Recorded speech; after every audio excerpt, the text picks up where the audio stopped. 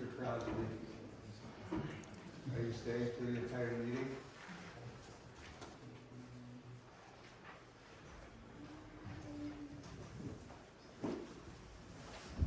And yes or no question?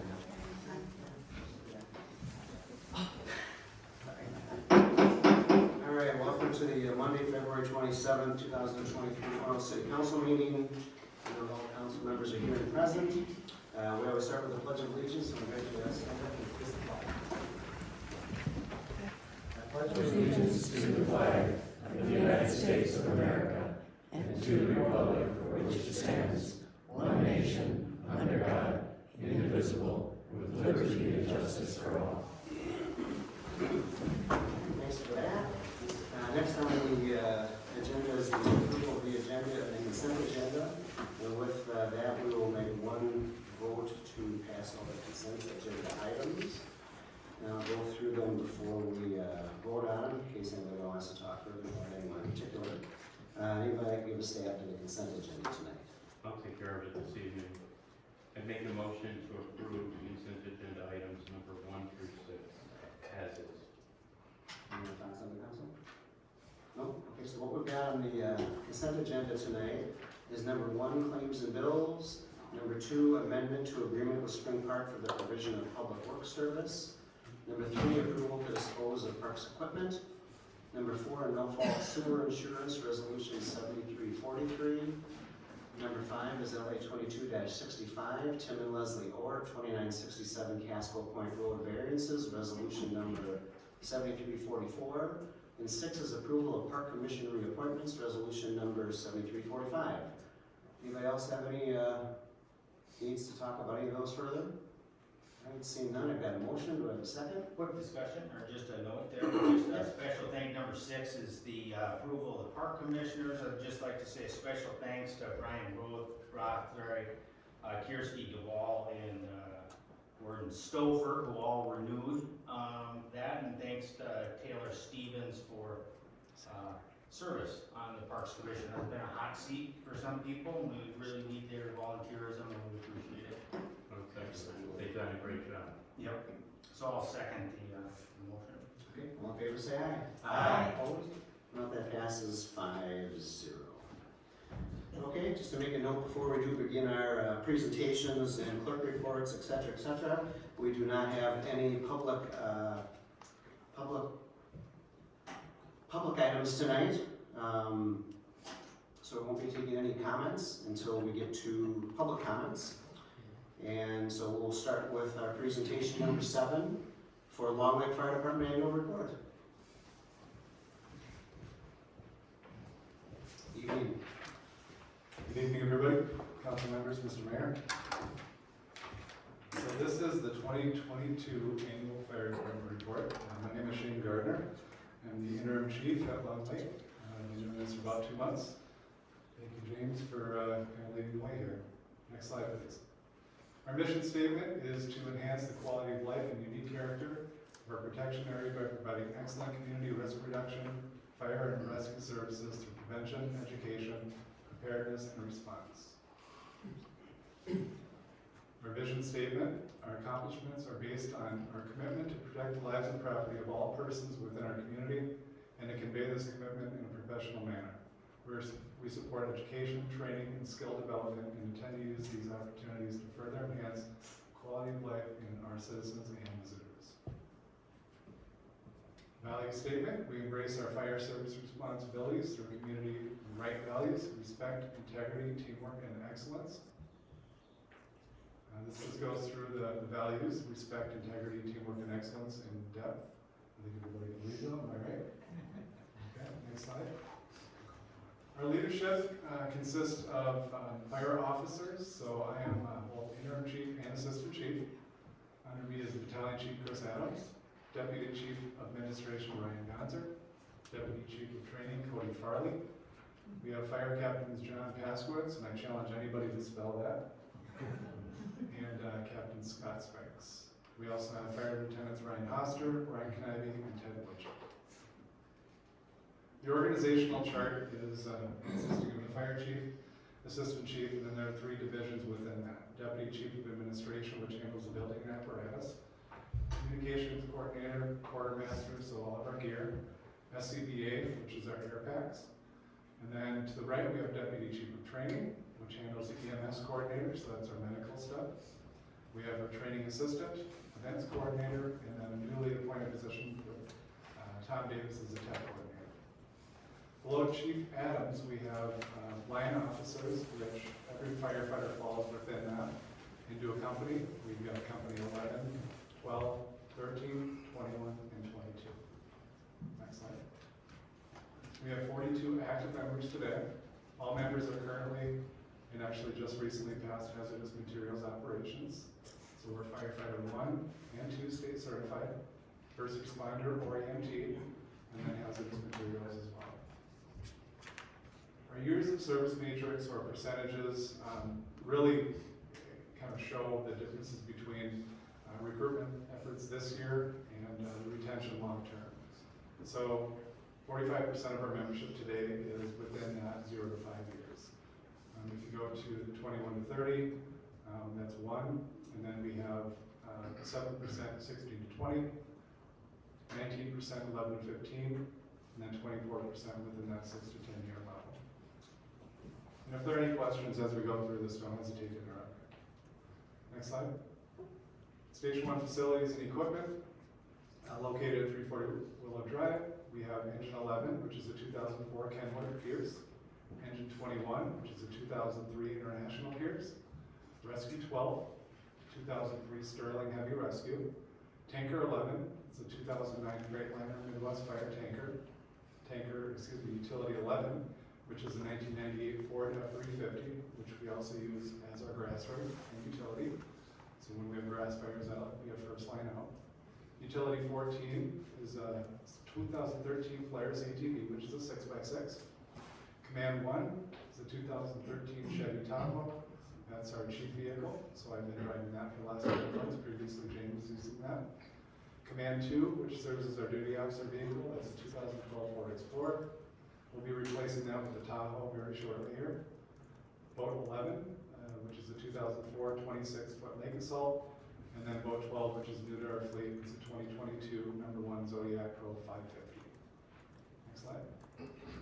Station 2, located at 3770 Shoreline Drive, was built in 2004. We have engine 22, that's the newest engine to our fleet. It's a 2018 Toyota. Rescue 21, which is a 2003 Ford F-550. Utility 21, it's a 2000 Ford F-250. That's also our grass rig. Tanker 12 is a 2001 Sterling Midwest Fire Tanker. So any of our call areas that we don't have hydrants, we use the tankers to shovel in water. Next slide. The 2022 emergency call activity by city. The incident type is really just organized through our NFIRS reporting. Long Lake represents 14% of all our calls. Medina would be 5.34. Orono is 72.16. Minnetonka Beach is 6.5. Mutual aid is 1.86 for a total of 100%. So as you go through this and look at the different event types, there have been some questions about what a good intent call is, and that's really any alarm that gets sounded, whether it be a fire alarm, carbon monoxide gets canceled before we're in service, that would be a really good intent call. Next slide. Emergency breakdown by incident type year over year. Medicals, it's no secret that medicals have been increasing year over year. So in 2017, we had 383 calls total, and then 2022, we jumped up to 431. So there's a pretty significant increase year over year. We had 2 auto aid given times, which is when we receive mutual aid from other departments for fires. 5 auto aid, given was when we go somewhere, Auto aid received is when other departments come to us to help out. So for example, Minnetonka Beach Fire, we had 7 mutual aid given, and then we had 2 mutual aid received. The first unit average on scene time by city. Long Lake average on scene time is 7 minutes and 4 seconds. If you draw a map from our station to the center point of the city, it's about a half mile. So response is a little bit faster than some of the surrounding cities. Medina is 9 minutes and 27 seconds. Minnetonka Beach is 9 minutes and 42. Orono is 9 minutes and 15 seconds, and mutual aid is 13 minutes and 27 seconds. So average is 9 minutes and 1 second. 2022, we had an average of 13.5 members respond per call, which is a pretty good average. We had 13.5 members respond to calls that happened weekdays from 6 to 1800. And that number has really increased due to the pandemic with people working remotely. We had some people transition to a completely work from home environment. So call time during the day has been a lot better than it has historically. 44.3% of our calls happen between the weekdays between 6 and 1800 hours. Next slide.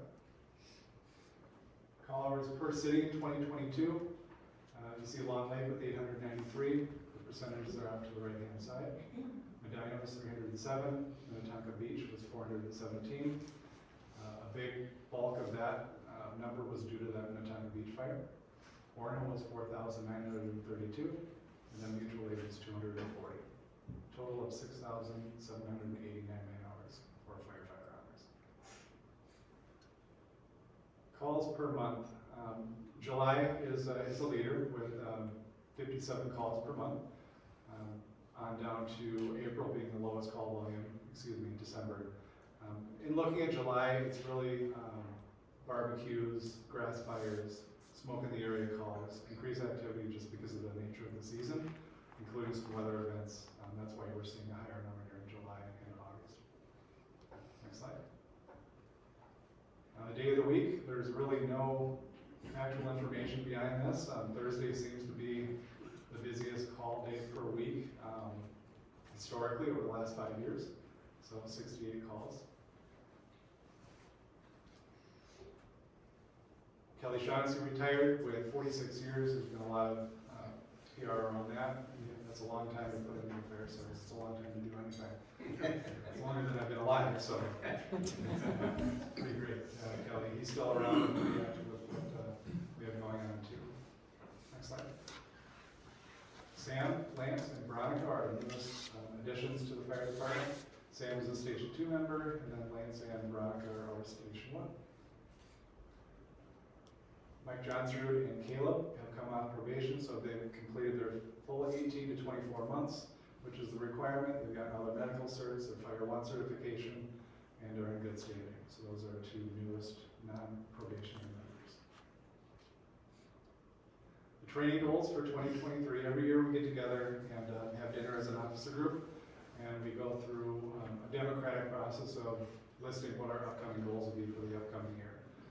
Backseat crew training, so that's really about situational readiness. There's always a little bit of a struggle to get over to Station 2 for training, just due to the nature of the size. So that made top 5, so we're going to try to get to Station 2 at least one time a month. Pumps and driving standards review. We're always looking for ways to improve our efficiency, get more people through the engine operations. Front right seat roles and responsibilities. So that's front right seat. What we mean by that is when you're in an engine or a rescue vehicle and you're in the right seat, you're the officer in charge of that call. So we're really trying to get more training and more experience behind that person to make the right decisions on scene. Producing in-house training videos is something we've talked about for a little while. So think about an in-house YouTube video that the Long Lake Fire Department would be able to put on, and then offer it internally for additional training. Next slide. And then the goals for more of an operational situation is situational readiness and response. So that starts from the second the pager goes off to the time where we're closing out the call. So increasing our knowledge of the call area, increasing our knowledge of equipment is something that we're really putting a heavy focus on this year. Career development roadmap. So what does it look like in 5 years for a new firefighter that wants to become a captain or a lieutenant? So we're really trying to outline that roadmap so that there can be checkpoints for them to develop internally. Tradition, plan, and continuity. That is really kind of where I'm standing right now. So we're in the middle of a pretty big transition here. What does that look like in keeping with our trajectory of our values, our goals and objectives? So the transition plan is something that we're trying to iron out, so stay tuned on more of that. The duty officer program, so currently captains and lieutenants are allowed to take a vehicle home to respond directly to a scene.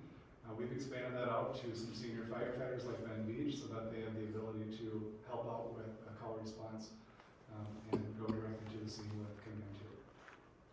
And then duty crew program outline was something that James had started last year, maybe the year before. So having an outline ready so that if we do move to a model like that, we're prepared. Next slide.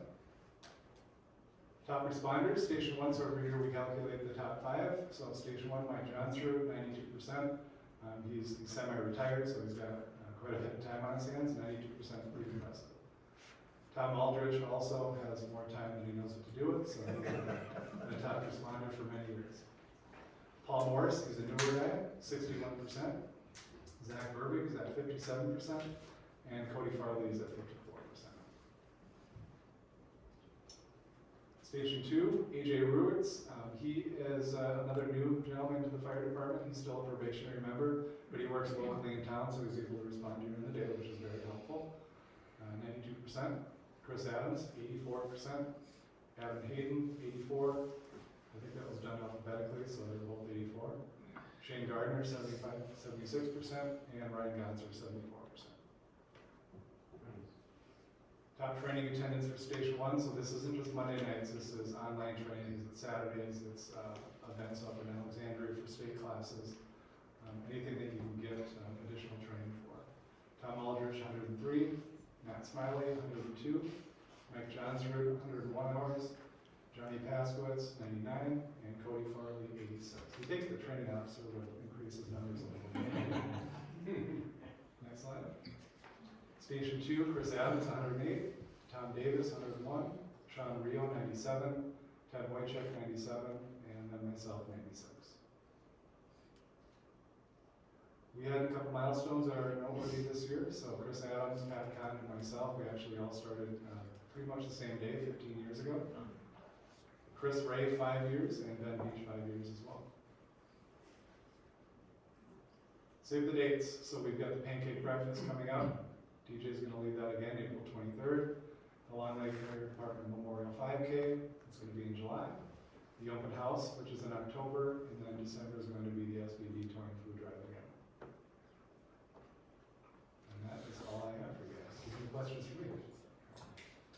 I have a question, I apologize. I didn't think of it till after we talked today. So you had a slide in there about responders per incident and that on average, I think it was like 13 and change members respond per call, and then during the day, I think it's between 6 and 1,800, you have about the same. Mm-hmm.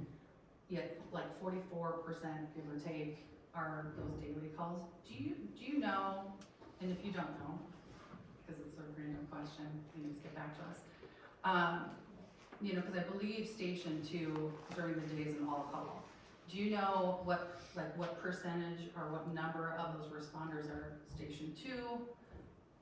People that are responding, like how broad are we looking for support of Station 2 during the day, because we know people are working.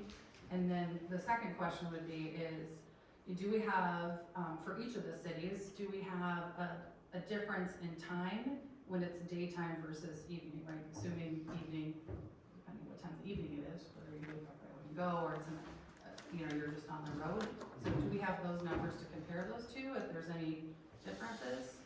It's just a matter of pulling the data, so we can certainly do that. Okay, don't so have I that. apologize. No, When you asked, I didn't think of those That's all questions. right. I don't want to give you misinformation, so I can get that information for you. Perfect. Yep. Thank you. Absolutely. Any other questions?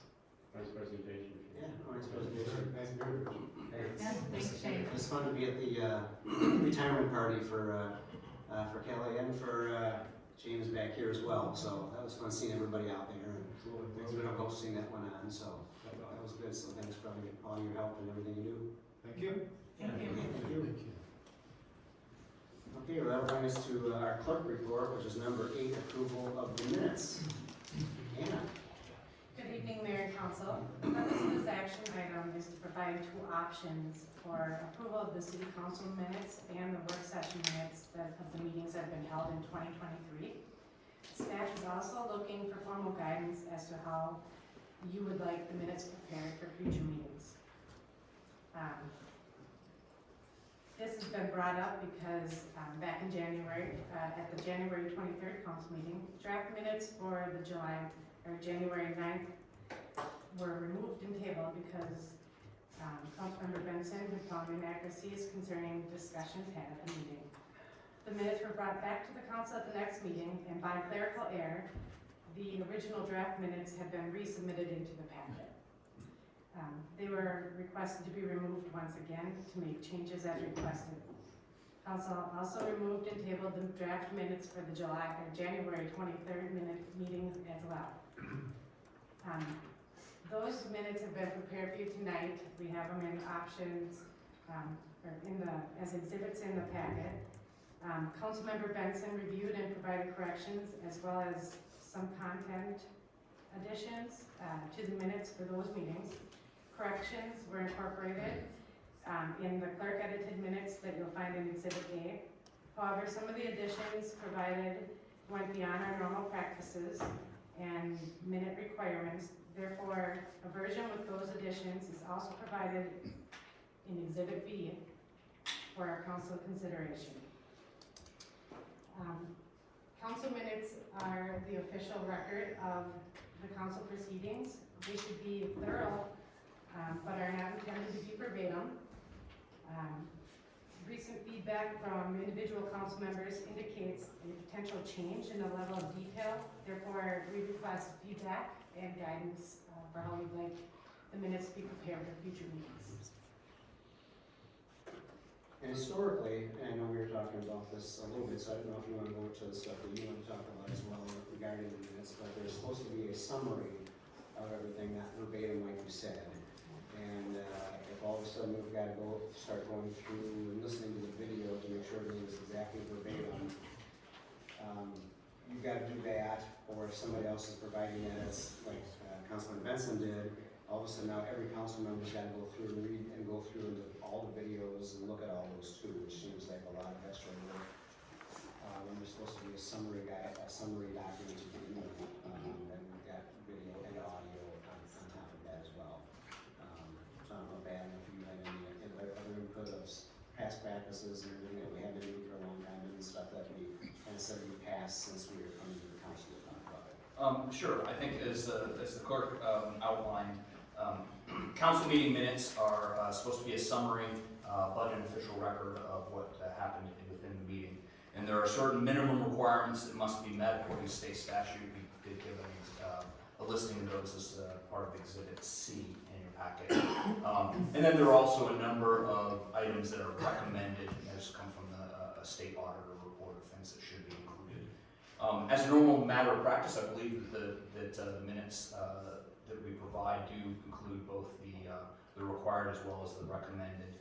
And then kind of where you are is you have this spectrum that's subjective between meeting the bare minimum and probably all the way on the other end giving actual verbatim, a verbatim minute like you might have in a court recording or something like that, where it's word for word everything that was said.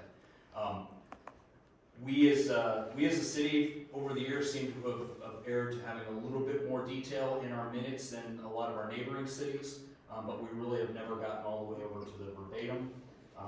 We don't, at least in my time with the city, I don't think we've ever gone to a complete summary version with just the minimums either. So within there's some wiggle room. A lot of that, the statute kind of leaves up to the judgment of the city clerk. However, as a staff, we kind of want to meet your intent as a body as to how much you'd like to have included in there. So hence why I was looking for some guidance on the level of detail. One option might be keep it like we are, reduce the detail a little bit, or you could have us go all the way to verbatim. I will say, the other thing to understand is we use a contractor or a service to provide to do the transcription of and initial creation of the minutes, and so if we decide we're going to have more detailed minutes, we pay by the page. So there's also a cost involved with that, which I don't know off the top of my head what it is per page, but the more pages, the more it's going to cost. So that's another thing to keep into to the council on this. And so you're saying what we currently do is kind of comparable, that's comparable to other neighboring cities, is that what you're, I think we provide more, providing more? we provide more detail than a lot of other cities, including cities that use the exact same service provider that we do. Okay, got it. I think it's been working so far, so. And I don't want to put him too much on the spot, but I know that our city attorney represents other cities as well, and maybe it'll give some, some context as to the level of detail he sees in other places. Yeah, I don't have much more to add. I think Hannah and Adam summarized it. There are bare minimums you are required to do it. Sort of the, as Adam said, the bandwidth, which summary versus almost transcript is of course up to the council. But they are intended to be a summary type document. Yeah, I'll go ahead here. Everything you said makes sense, and I think obviously, I'm not interested in creating a make-work program. And as the person who did watch many, many hours of videotape and checked it against the written record and the minutes, this is why this has come before us a few times, is that I didn't feel, in addition to the inaccuracies, I didn't feel that the flavor at times of the interactions at different times during these meeting notes was being captured accurately in the minutes. So where I'm coming from, and the reason I'm bringing this up again, is that it's fair to say that for other cities, perhaps a summative expression in the minutes is gonna be sufficient. I would put forth that other cities perhaps are not struggling with some of the issues that this city is in regards to certain subject areas. And so this is why I'm interested in capturing an accurate reflection of not just the information, but also flavor of certain exchanges, especially as it relates to public hearing, public comment, or debate amongst council in these meeting minutes. And there's a few reasons for that. We do have video, and it is true, but as Mr. Mayor just indicated, it is tedious to watch video, and I know because I've done it. We don't have closed captioning, and I know, having talked to a number of people in the community, not everybody sits down and watches video. What is possible is for anybody to access minutes from the city of Orono, download those, do keyword searches, and get information a lot more easily than they would through video capture. So the video is okay, however, that's really not as useful as having accurate minutes. And I'll just say, as it relates to the minutes that are before us today, I'm prepared to approve some of those, but not all of them. So I also want to introduce the idea that with regard to the transcriptionist service that we are currently utilizing, without a accurate or almost verbatim capture, we are essentially requiring that a transcriptionist who may or may not know the issues of our city is tasked with the responsibility of summarizing information that maybe they're not even familiar with.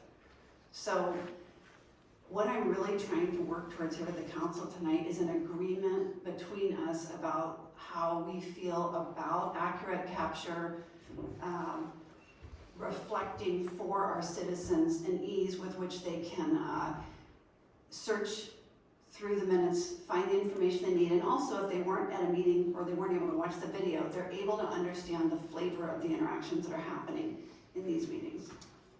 And so, let me just see here, I think that's where I'm feeling. And also, I do think that other cities do a great job of some of their meeting minutes. I don't know how long, or I think we've used this vendor for quite a few years, but I would also say that, you know, perhaps there's room for finding a vendor that's, I don't know what, either more cost effective if we have to pay for extra pages, or is gonna have less errors, because it is tedious, and I'm not looking for more to do any more than staff is with this, but I feel deeply committed to having accurate records for the benefit of the public. So when you say flavor, what exactly are you referring, are you saying you want the emotion of the room? Well, what I'd say is, again, without verbatim, you lose a lot. So for example, public comment in the February 13 meeting, there was an exchange, or there was a citizen who gave quite a bit of public comment, but it was summarized in about 4 sentences, and given the length of that interaction, I didn't feel that the flavor of that interaction of those comments was accurately reflected in the minutes. Well, I'm comfortable with our current arrangements. I think we should always be open if there's a more cost-effective way or a different vendor. I have no problems looking into different vendors that we have, but we do have our meetings live. We do put a record of those videos. This is, from a council person's perspective, the trying to approve what another council member's interpretation of a meeting was, that doesn't seem like a very effective way to go. I think it's very important to have a third party do it, because they're just recording the information, they're not putting a spin on it. So I think there's value in doing that. So the first question is, as a council, are we giving staff direction to put more information into these? I'm saying no. I think we already exceeded. So my vote on that, maybe now's a good time for a motion. Is this direction, or do you want to? No, this is a motion. This will be a motion. So I'll put a motion to keep our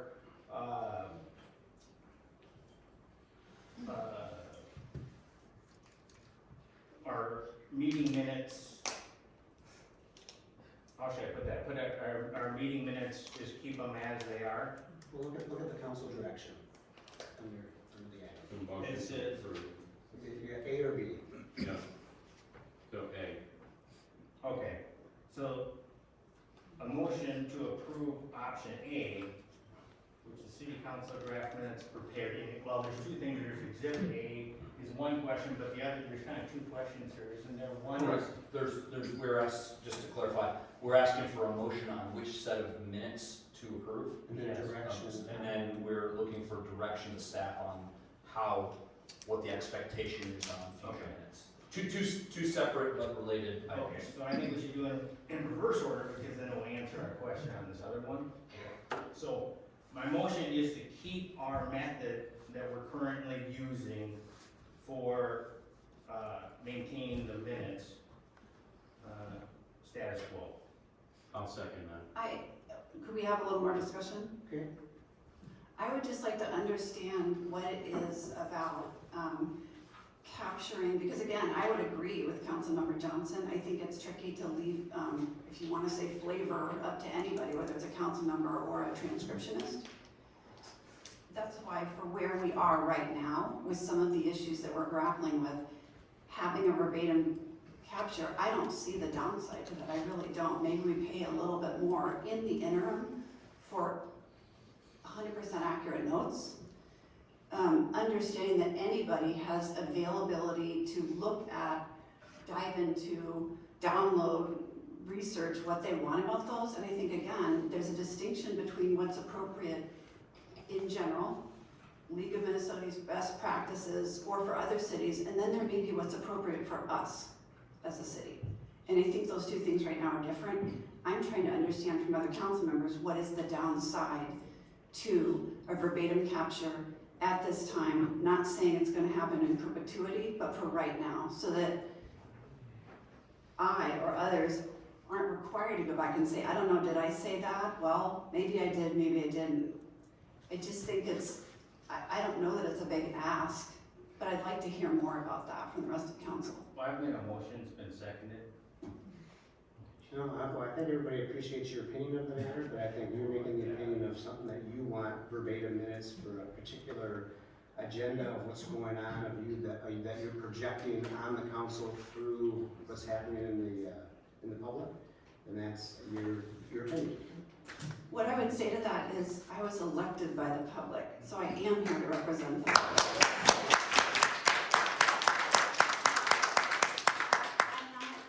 Four of us here were also elected by the public. Yeah. And there's no disrespect here, please, and I really don't, it is important to maintain order in these meetings, and I do respect, the order of meetings. So I just wanna say that it seems to me, and I know how much this council has, supported the idea of transparency, and I know how important that is. So I'm trying to understand what it is about this ask that doesn't support that. Well, I think that you have your opinion of what you want, and that your opinion is valid. We have different opinions, of course, and the three opinions that rule the roost are the three opinions that vote yes or no on every item. That's how the council works. And personally to add, I think, the videotaping of the meetings is complete full transparency. It doesn't leave opinions. Somebody can sit there and watch it and get the tenor of the meeting and so forth, and the conduct of everybody that's present. So it doesn't leave it up to opinions or somebody deciphering it. I think the way the minutes have been fine and nonpartisan. I think they've been fine. So that's why I It's as second. transparent as you get. Yes, that's why I second it. And for transparency, the videotaping of the meetings is everything, so. And we were the first council to bring that forward and push it forward, because it wasn't here before.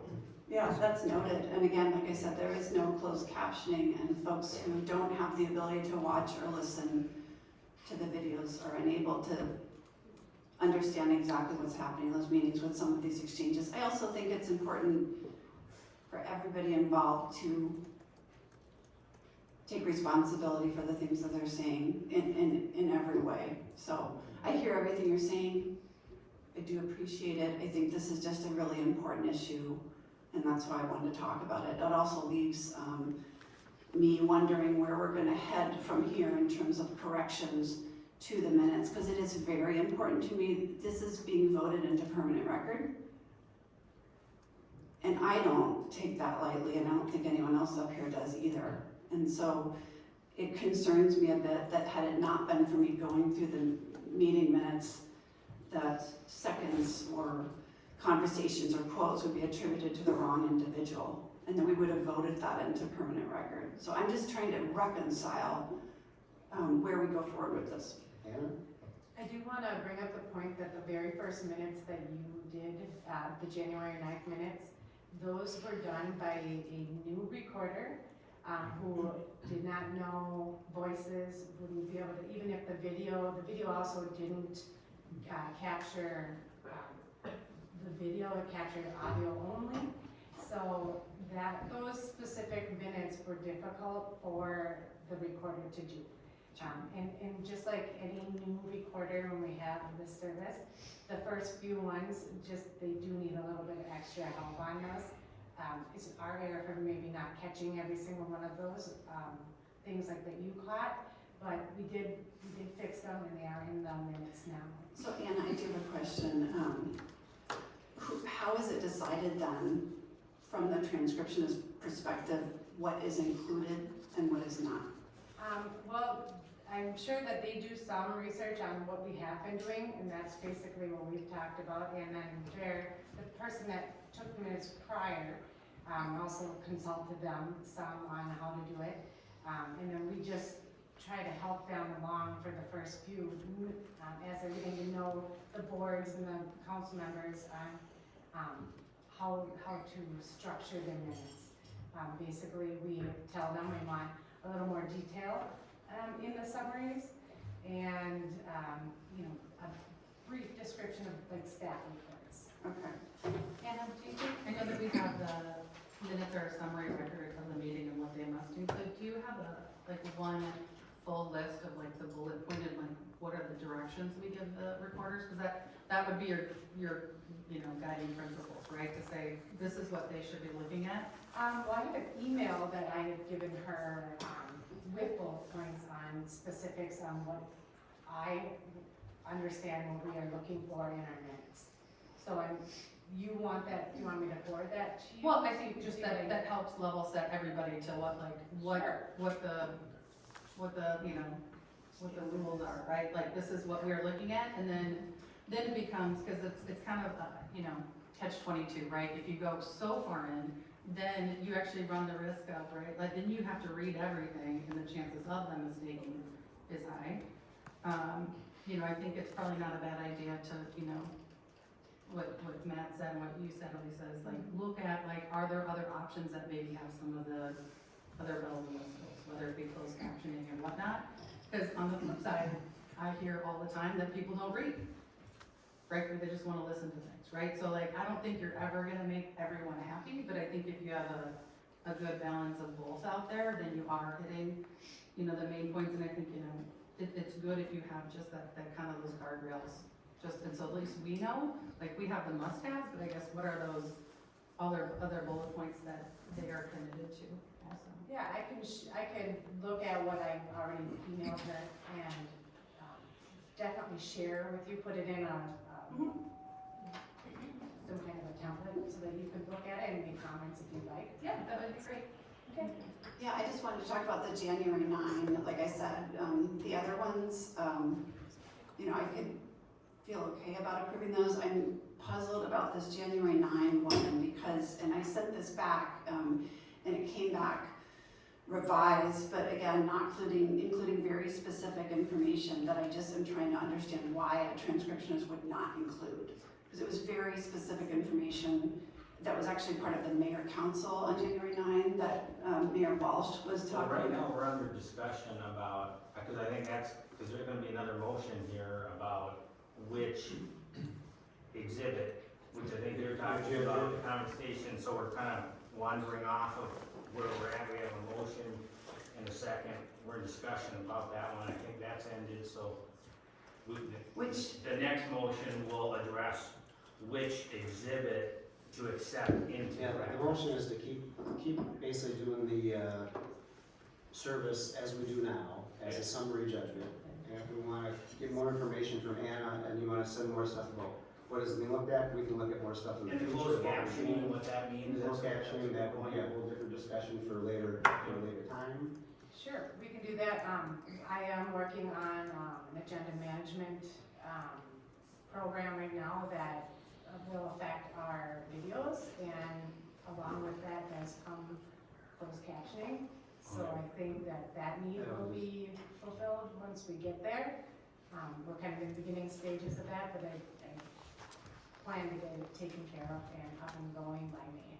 Well, and I know we're looking at, you know, upgrading some of the video equipment in here. I mean, to be completely honest, like, we do Teams meetings for work and it's got transcription on it, right? Right. So like, I kind of feel like if we evolve some of those things in here, maybe It'll sometimes just it's naturally fixed. take care of itself. So the motion right now is, which motion are we on? Basically, a motion to keep the same service, doing the summary minutes as we're doing currently. And then obviously things are gonna be evolving as we move forward with new equipment and services and that kind of stuff. And that needs to solve some of these issues moving forward in a short period of time. In the meantime, I've got a motion and a second. Discussion's over, so all in favor say aye. Aye. Opposed? Okay, no, that passes 5-0. Then we have a second motion you said down there. Okay, so then my second motion would be to adopt the minutes from Exhibit A, because they meet the standard of what we just agreed upon in that motion, so. So I have a motion by Matt. I'll second it. So this is the one that I need to have more discussion on because like I said, I would feel comfortable with some of these, but not with one in particular. So I don't know if that's possible we had them all kind of together lumped into this motion, but they're not separate. Well, Exhibit A had some corrections in it. Yep, they did. I think the question is in large part, is the large portion at the end, which was the public exchange. Which date are you referring to? Well, I mean, you wrote it. I mean, it's The January 9th one, is that what you're? January 9th is, yes, it is January 9th. So the problem we're gonna have on that is, nobody else here has gone through the video verbatim. And so you're saying, trust me, this is the transcription, this is what I'm providing as the transcription service. I think what Matt is saying, we've approved the stated service summary that we already have, and that's what we have as the exhibits in Exhibit A from our city clerk. And that's the motion that the nays was accept those in a second as we read that. Okay. Do you have any more discussion about that particular motion? No, if these are all going to be essentially together, then I'll just vote that way. Okay, all in favor say aye. Aye. Opposed? Nay. Okay, no, that passes 4-1. Okay, we will move on to our fire chief report with 2 items for council direction and decision. Number 9 is all hazards incident management team AHIMT participation. Chief. Got the name change and everything. I know, she's great. We're gonna get her a nameplate though. Maybe she doesn't want one. She said she doesn't. Wait, Joanna. So yeah, so what I have in front of you is an opportunity that I've done in the past with the All Hazard Incident Management Team. In order for me to be a team member of that team, the city of Orono needs to be part of the organization. And that really comes down to that the city of Orono kind of agrees to hold the workers' comp and some of the HR stuff for me if and when I would ever be deployed.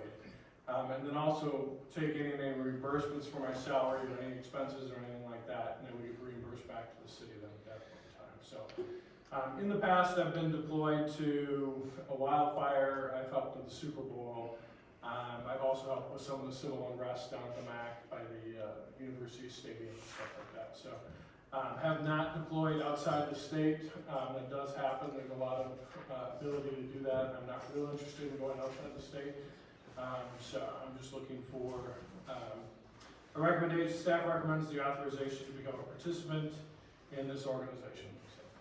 That doesn't sound like any controversial there, so. Okay, I'll make a motion to approve the authorization for the city of Orono to become a participant in Minnesota State All Hazardous Incident Management Organization. I'll second it. It's a big mouthful. Yeah. Sorry. Write that down. No, any other discussion? Okay, all in favor say aye. Aye. No? Thanks for doing it, Opposed? Chief. No, Yeah, that passes. absolutely. It is fun. So And we'll move on to number 10, is authorization to purchase mobile and portable radios for the ladder truck. So I'm back before you to talk a little bit about equipment for the ladder truck. We did approve back on January 9th, $14,000 for portable radios. They were supposed to be the APX 4000 portable radios. In my research, the mobile radio that is in the truck is no longer available to use on Hennepin County's system. It surprised me a little bit since Coon Rapids also is on the 800 megahertz system. I did not seem to think that that would be a problem. In talking to Mark Parker at the county, that radio is no longer used on their system. So we needed to purchase a new mobile radio, and that cost about $6,500. When I went back to the vendor to obtain that quote for the mobile radio, he talked to me about the APX 4000 radios that we had quoted in the past and also used at Long Lake Fire. Those portable radios are going to be sunsetted soon by Motorola. That doesn't necessarily mean they're going to come off Hennepin County system just yet, but it makes no sense to purchase radios that are going to be sunsetted by the manufacturer. So I had them quote up 4 new APX 6000 XE portable radios. The cost has risen significantly to $27,000 and $622 for those 4 portable radios, chargers, spare batteries, and that type of stuff. So in essence, it nets out to an extra $20,000 that I'm asking for radios for that particular truck. The new APX 6000 radios are the same ones that the PD uses also, so that works real well into the integration with Orono. APX 6000 radios are the ones that the officers use right now for Long Lake Fire, but we don't use them in all of our portable radios for our crews. So staff would recommend the approval of purchase of the mobile and portable radios for $34,100. Sounds like it makes sense with everything being sunsetted and everything else, we'll make sure we got the right equipment for you guys, for sure. Thank you. I have some questions. Yeah. I do. Yeah, I'm wondering, what is the turnaround when you place an order? So he said it would be anywhere from 8 to 12 weeks for the radios. Okay, and on the, is this the quote? I mean, this quote from 113, it was to Correct, the, yep. okay, it's to the police department? So he had police department, so he did not have an Orono Fire Department in his thing, so he quoted the Orono Police Department. And then in there it talks about it being for the Orono Fire Department, to the shipping address and stuff, so. Okay, and this radio is to equip the ladder truck that's currently, Correct, it's a mobile with a remote head for the ladder truck, and that's mounted directly onto the vehicle. And then there's 4 portable radios for the officer and the crew members to utilize on scene. okay, and is that able to be used currently, given that the ladder truck is at Public Works? They can be, yeah, absolutely, they can be programmed and used on Headman system as soon as they are received. Okay, and what equipment is currently being used that is no longer? So the mobile radio that's mounted in the truck right now, Yep. that particular one is not used on Hennepin County system anymore. So it's been discontinued, so they won't allow it on their system. There's no portable radios in that truck. Coon Rapids kept their portable radios, so that's why we had quoted portable radios in the original equipment listing back in And how are January. the firefighters currently communicating? They communicate with portable radios or Okay. mobile radios. So this would be something that would take this ladder truck and the fire department well into the future. Correct, yes. But for right now, there is a system for radio contact between the firefighters. Yeah, the Long Lake Fire Action. Gotcha. Yeah, they do. Yeah. Okay. That's all. Okay, Thank you. yeah, absolutely. Any other questions for James? No, and I agree that using the same equipment, same chargers, and buying with police and fire can utilize the same equipment, that makes sense going forward, so. I'll make a motion to approve the purchase of the mobile and portable radios from Motorola for a total of $34,100. I'll second it. Okay, any other discussion? No, I just want to talk about, well, I don't know if it's discussion or if I suppose it can be discussion, if we will, because I'm not ready. I mean, I can vote, or I don't know if you'd like to hear justification for my vote now as a discussion or after? After the vote? After the vote, yep. You just wanna give us your opinion then, is what Sure. you're saying? Yeah, I can fill you in, and thank you for the clarifying, because I just want to state that where I'm coming from is that we currently have this needs assessment that's being worked on, that's due in June, which is going to determine a lot more about kind of the direction that we're heading in with regard to Orono Fire and the negotiations with Long Lake. So there's a needs assessment due in June, and then there's also members of the public who have certainly asked many times to have a better understanding about this, the funds being spent, and also the direction that Orono, the city, is taking with regard to its plan to establish an independent fire district. And this ladder truck that this equipment can be used on is currently parked, and again, we're not certain that given the contract currently with Long Lake Fire to the end of 2025, where that's gonna go, and I am not comfortable, given that the public doesn't feel they have the right answers right now about why we're doing this as a city, and this is funding that is coming from the citizens of Orono. I don't feel comfortable going forward with an expense, especially given that the turnaround time on these radios is not significantly long. Therefore, after a needs assessment, if we were really sure we want to go in a certain direction, we feel a lot more comfortable making a significant purchase like this. So that's what I'm saying. So I think that's fair. I think regardless of where we land, whether we're with Long Lake or not with Long Lake, the truck will be usable.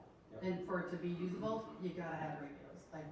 So it's not really an option. So I get where you can say we can take time, but my concern is every time we wait on this equipment, it's like every quarter the stuff goes up in cost. Like you turn around one day, a ladder truck's 1.8, then it's 2 million, then it's 2.2. I don't like it, but I'm not, doing the bill. So I respect your opinion on it. But at the end of the day, regardless of where you're at, if we want to even say, hey, Long Lake, we want to loan this to you, right? It's got to be fully stocked, just for them to train on it. So the best way we can make that happen is to make sure all this is done. So the moment it's ready, we can reach out to Long Lake and say, hey, is this something you guys want to use? Because the ladder truck can be very usable. And also, if you looked at the list on there, a lot of our engines are old, right? So you've got numerous engines that are in the late nineties, early 2000s, and, you know, this truck, if you look at Coon Rapids, and I'm not saying this is, don't get too excited, Jim, that we go to a 10-year. I'm writing this down for. No, like, a lot of these departments aren't a 10-year replacement. We blew the 10 years a long time ago, so I think also, you know, providing that backup for our neighbors, we know that, you know, Maple Plains got an older truck, we know Wayzata's got an older truck, That Orono, by the way, This Maple is- Plains, or this is true, and Wayzata ordered a new one, but, the turnaround on that is 34 months? It's on, yeah, it was 3 years. So 3 years, so, you know, if anything happens, there's not a backup, right? So, I get what you're saying, I think, I don't see these getting cheaper, and you know, regardless of where we land, I think you're gonna need the radios, so. the vehicle needs to be put into service with the proper equipment, that's it. Yep, so. Okay, well, I've got a motion and a second. All in favor, say aye. Aye. Opposed? Nay. No, that passes 4-1. Okay, anything else, right, Chief? Anything else? No, sir. Okay, thank you. Running on. I know, our clerk left already, so I don't have anything from her anymore, so, city attorney report. Mayor, I do have one thing. Last week I was out of the office, but from my understanding, the LMCD was prepared to pass a motion to deny the dock permit that staff had been working on communicating with them that we talked about briefly. It's my understanding that that item may be pulled from consent. I was not able to put a response in writing, but I do plan on responding to some of the correspondence that has been submitted on behalf of the applicant and some of the neighboring property owners. I don't know what will happen at the next LMCD meeting, but I do plan on putting together a response to some of the letters that have been written. Are you able to be there on our behalf? I think so. I haven't looked when the schedule. That would be like the last time to have our word Yeah. basically put in at the LMCD. Obviously should not be in the judge role trying to adjudicate legal opinions. Right on the, right here. Right. Richie, do you know when the next meeting is? Do you know when the next LMCD is? It's next Wednesday. Oh, It's the okay. 8th. the 8th at 7 o'clock. Yeah, that shouldn't be a problem. So better get your notice in if you wanna talk about it too. Yeah. So I know I was talking about that in closed session too, if we didn't just say, hey, to make sure you get, you know, the council needs to have you be there just to follow through from our last reasoning that we need to have you there just to finalize that. Yep. So I'll plan on attending that at the gate. I will try and get out a letter before the end of the meeting. I did not get a chance to respond to the previous letter submitted. They, I think, submitted it Friday afternoon, and I was out on vacation, so. How dare you? So that's all I have for my report. Saved by the snowstorm. It's big going. Yeah. Okay, moving on to the city administrator engineer report, Adam. First item I have is item number 11, as the 2022 city annual, Orono annual report. So this is the second annual report that we've attempted to prepare. The intent is to kind of encapsulate what the various departments achieved over the previous year, provide basic numbers, some metrics to what was done over the last year. So second year that the whole staff has done it. It's kind of modeled on what the police department has been doing for decades, and what some of our sister cities do. So in your packet, you should have a copy of it. What we normally do is once adopted by the council, then we'll also hang it on our website. I do have a quick slideshow if the council's interested. Can I ask you while you open that up, so there's a graph in there that talks about the different licenses, permits, events, and all that jazz. There's Lurton Dog Park passes, do we have any update on, because I know the Parks Commission talked about some of the, I don't know what the word, rowdiness at the Lurton Dog Park and how certain individuals aren't getting their licenses and things like that. Have we made any progress on solving any of those things? I mean, we haven't done any focused enforcement really at the park yet, based on the winter conditions. However, we do have some ordinance change recommendations that we're putting into the overall code review process, and then the police department and the parks department are kind of gearing up for this spring once we start seeing the larger increases of traffic out there. Because it's like 800. Yeah, 800 licenses, yeah, which is crazy, that's a lot of We have a lot of licenses. licenses. So, yeah, Um, please do. Yeah, so quick flip, just through some of the highlights. First one, this is not staff produced, this is council produced, but there has been no change to the city mission, vision, and goals over the last year, so that remains unchanged. And then just kind of the agenda that will follow, basically, a quick overview and then by department. And the title should read 2022. I use the same slides, but didn't change the either, so my bad. I kind of tried to characterize what happened over the last year, organizationally, operationally, and in personnel matters. So organizationally, the biggest organization change we had in 2022 is the creation of our fire chief position and the hiring for that. Operationally, it was our first full year for the Public Works Department to provide public works services to the city of Spring Park. That went fairly well. Also, operationally in 2022, we transitioned the responsibility for facilities maintenance from the Public Works Department to the Parks Department. It was better keeping with their skill sets and their availability for work effort. In personnel, not nearly as much turnover in personnel as we had in 2021, but we did bring on 9 new staff, full-time staff members. We spent, as senior staff, a great deal of the early part of 2022 going through and updating our personnel handbook, which you all approved, I think, in the middle or end of summer last year. And then the other critical item in the personnel arena is we did renegotiate all 4 of our union contracts, which are 3-year contracts. So hopefully we won't have to do that again too soon.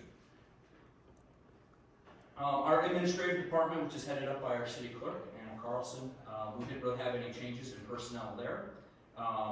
Interestingly, you can see there the metrics by the numbers. Our number of data requests didn't really change. The number remained exactly the same. The extensiveness of some of those data requests may have gone up, but the overall number is the same. Permits and licenses issued went up fairly drastically from 71 in the previous year to 121 this year. And then dog park passes went down a little bit from 857 in 21 to 799 in 22. And I guess I don't know what our number is right now for the 2023 season, but I know we're in the hundreds somewhere. I think, so, it's unfortunate she left, but I know that we tasked you guys with, figuring out ways to get more communications out, so definitely pretty impressive to see, that many emails open. I know when I looked at the open rate, many businesses would kill for some of those open rates you have, they're pretty high. So, I know she's left, but big kudos to Anna for, kind of thinking out of the box, trying to do more social media. I know she's a big reason behind Orono happening, so I appreciate her really putting forth a lot of effort to make sure more of the information gets out in different ways, so. She's done a great job. And we were continuing to tweak. We're almost starting to worry, are we sending too many emails to people? I don't think. We don't want to hit that threshold where people just hit delete because it came from Orono. I think you'll realize, right, you'll see your open rates drop, so I don't think you're there yet. A couple of the key achievements, the other thing, communications, you mentioned, Councilmember Seals. The other thing that department is responsible for is elections, and they did an excellent job in the 2022 election period, recruiting election judges, training the election judges, and then running through both, the primary season, early voting, and then the elections in November without any hitches. So that went very well. And then the other thing that you've seen coming out of her department is she took on the creation of our organics program for the city. And if I put that number in there, I think we already have 147 members or people, residents signed up for that program. So, and looking, we got some grants and things for this year to do some expansion and providing some more drop-off points for that. The finance department also stayed steady. As far as personnel is concerned, the biggest thing that we maintained our AAA credit rating once again. one of the few municipalities of our size to do so. Kind of our workload, you can see there with the number of checks issued and the number of utility billings and things. We stayed fairly constant, and luckily our workman's comp experience factor went down a little bit, which is always good. Anything below 1 is good, but that was pretty good. Some of their key achievements, we brought payroll back in-house. We had been contracting that out. We brought that back in-house. That's, I think, improved our efficiency and also our internal customer service to our own employees and their ability to, Ann, who is our payroll and utility billing person, people are able to go straight to her whenever there's an issue. I know it was complicated getting all the fields correct with AD, and we struggled with that for a long time. There was one stat in there that talked about utility billing errors, Mm-hmm. almost non-existent. That was really, really good. That's great. Which has been it's been an area of focus because we have had some issues in the past with utility billing errors, which is data entry or what have you, and so we've cleaned a lot of that up and they've done a great job. Community Development Department, biggest change there is Laura, who's sitting next to me, took over the department, and I would say it was a fairly smooth transition, as smooth as changing the department head out can be. And but that was also during the time we had just previously in 2021 done some major personnel changes, bringing a building official and inspector back in-house. So kind of while the metrics and the number of permits issued and those kind of things stay relatively constant, the fact that we were able to go through that transition, that personnel transition period, with relatively minor issues of that. And then a couple of the key things is we did do a relatively large code amendment in the ADU code amendment. And then you all haven't seen it yet, but we started the process of recodification in 2022, which is a big piece of that is the zoning code. And so Laura and her team have been combing through that. Long time coming. So we got most of that done. When I say staff level, at our staff level, it's all sitting with our fine city attorney. I was gonna say, For legal review. Police department, if you look in the report, like the last 14 pages are police department, so if you want any details, they're pretty good about telling us what they do. If I was to summarize the biggest challenge that we had in 2022 with our police force was recruiting and worrying about recruiting. However, we were able to overcome those hurdles and recruit, and we are currently at full strength within the police department, and we've been able to bring some quality folks in. With all the national and even state negative comments coming about the police force, and we're seeing a drastic reduction in the number of young folks coming up through these development programs to become police officers. The competition out there among departments to recruit quality folks is even heightened, and our department is able to overcome those challenges and bring in some pretty. What's just in the news lately, and maybe nobody has followed this because they don't talk about it a lot, but City of Golden Valley went through a very big change in their city council and went to, I guess we'll call it more of an anti-police, defund, woke, and they've gone from 30 officers a couple years ago, they're at 12. And they can barely field 1 or 2 officers a night to even field 911 calls, so they've got some major problems. So that's why you support your first responders, support your police. We have from day one, and that's why we're fully funded.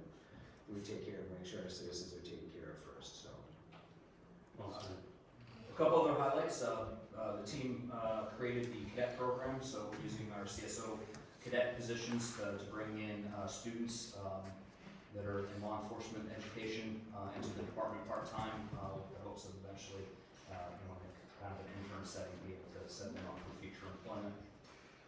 And then the other thing, it's been in the works for a couple years now, but just looking at the numbers there, the embedded social worker program, which is largely funded by Hennepin County, we've this year been able to have 72 different cases referred to the embedded social worker and try to get that integration between our law enforcement and the social services. and she was shared with like six other departments. It just wasn't us. It was kind of a Right. kind of a starter program with a shared between a whole bunch of departments. But it says it worked really well. Right, and looking, if you look in the police, the details of the police report, or if you talk to Chief Barniak, you know, we're looking, as we look out to the future, we probably see, you know, that pool of cities sharing one social worker shrinking, as the workload, increases for those folks, so I think it's a good news story. Our Parks Department, it did grow this year, so we added another full-time parks maintenance worker, and as I mentioned earlier, they took on the role of facilities, so I've been doing a lot of facilities work, particularly, over There's our main guy, Josh, right back there. headed up by Josh Levens. Some key accomplishments for them in 2022. We did do a playground refresh at Crystal Bay Park.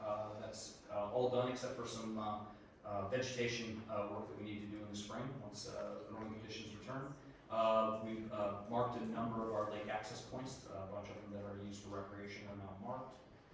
And then done a number of studies, including the Summit Plan, the golf course improvements feasibility study, and then you know, the crowning event of every year is our holiday tree lighting event, which was brutally cold but well attended this year. That went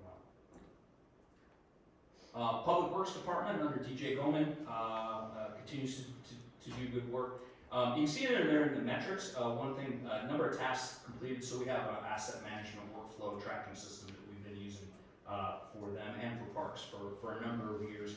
And there's you see a large increase in the number of tasks from 5,800 to 8,100 from year to year. A big piece of that is the fact that we implemented the fleet services part of our program this last year. So a lot of those tasks are where we're getting better fidelity on what we're doing with our own fleet and maintaining that fleet. So Are you happy we have that mechanic in the house now? yes, very much so. No doubt about it.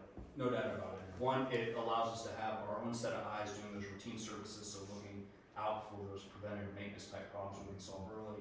And two, when we do have a problem, we're able to react much more quickly. Even if we have to outsource the eventual fix to a contractor, we're able to manage that and process it faster. We had just this last week during the big snowstorm, we had one of our bigger plow trucks go down, and we were able to turn that truck pretty fast. Then you got Spring Park added in there too, whatever they added to that. Yeah, no, so the mechanic has been a great add, and then, you know, they're still learning, they're still feeling out that part of the program, and, you know, as you've noticed from some of our recent council actions, we've been growing their equipment, you know, the tire changing facilities and things like that. And then the new facility, they got entire bays to work in, which is really nice. And then finally, engineering, pretty much a normal year for engineering. Same level of support to the planning and zoning department or the community development department. And then the usual suspects in our projects. Our road project from the previous year we finished. Our road project for this year was substantially complete. We did substantially complete also the water main replacement, which was a pretty big project for us along County Road 19 south of 15. And we even got a ravine stabilization project, the one on North Shore Drive, is 90% complete. We just need to do some vegetation restoration in the spring. A couple other bigger things. The Public Works facility was awarded last year, and now construction is underway. And gets really underway in earnest in April when the additional groundbreaking and foundation work begins. And that's all I have on that. If there are any questions.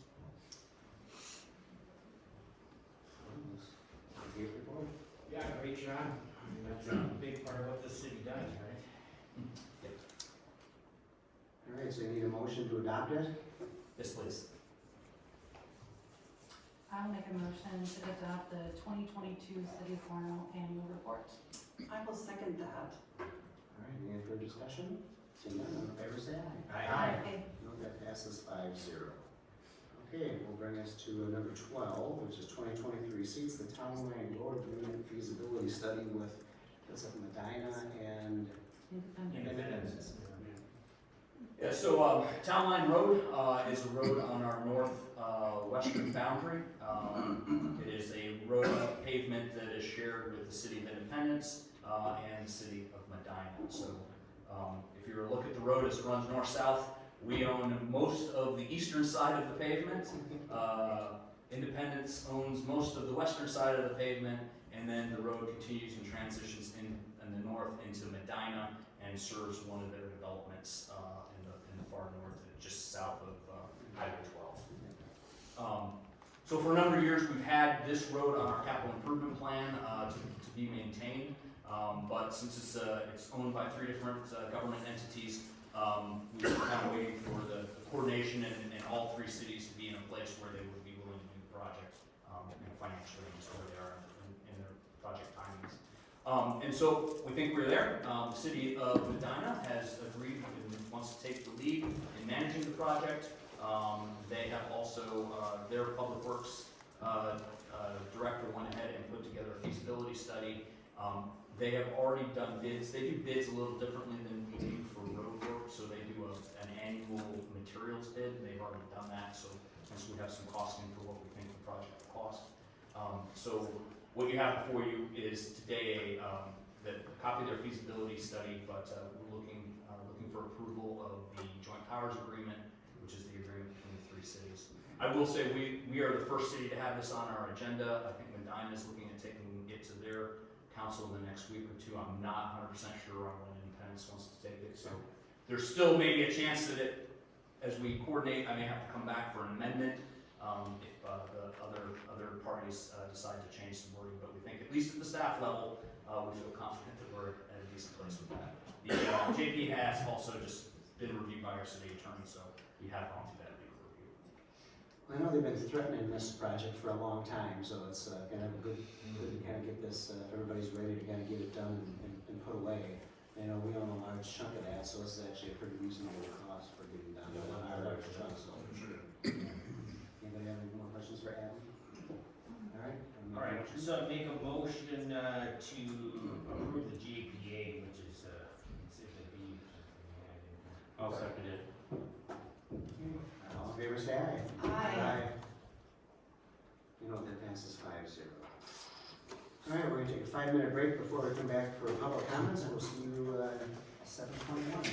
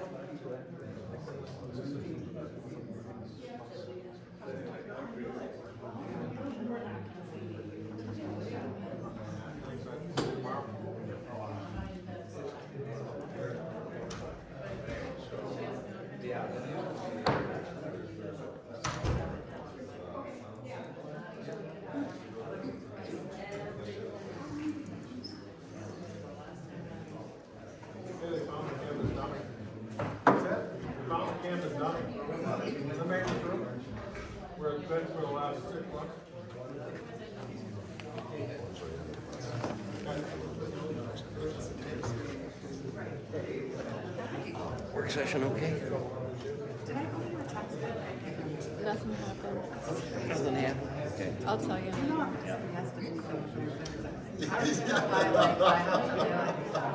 You do not owe me a face Okay. No, well, if you feel it. I am not, in any way, shape, or form, gonna say You're not no. gonna turn me down, okay? No, I got you. not at all.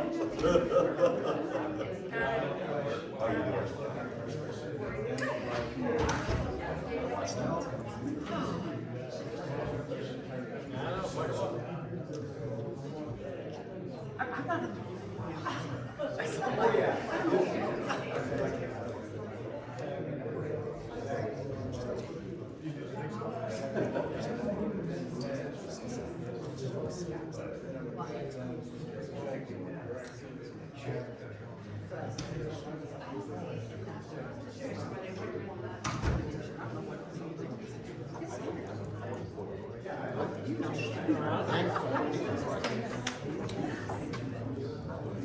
You're hot too? Yeah. I know, I'm like, up there, I'm like, I almost turned oh.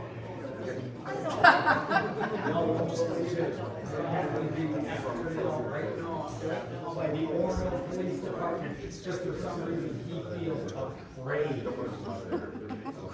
feels afraid of being exposed for who he is. He got the cops out there himself blocking him from this. And I was like, geez, do you remember that? It's been a long time since I've been a nurse, and I wasn't in the ER. It's sort of like, hell pressure. Thank you.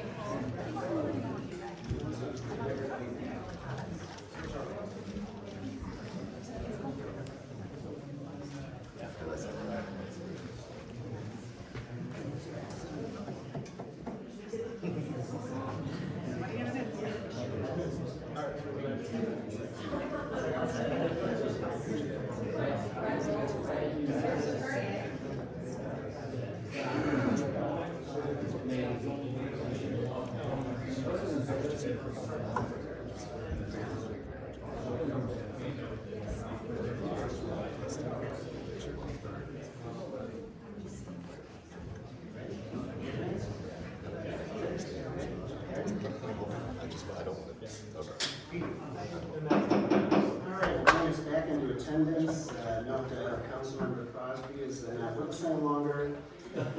Remember that the public comments is a limit of 3 minutes per person. Let's hope everybody can abide by the rules today. When your 3 minutes are done, if you could just take your seat, that would be great. If things do get out of control, we will just end public comments and move on. This is an opportunity for the public to address the council. Council will not engage in discussion or take action on items presented at this time. However, the council may refer your issues to staff for follow-up or consideration at a future meeting. Speakers should state their name and home address and city at the podium before speaking. And Adam will be the one managing the timer, so you're up. Hi, Dave Pearson, 2160 River Hills Road.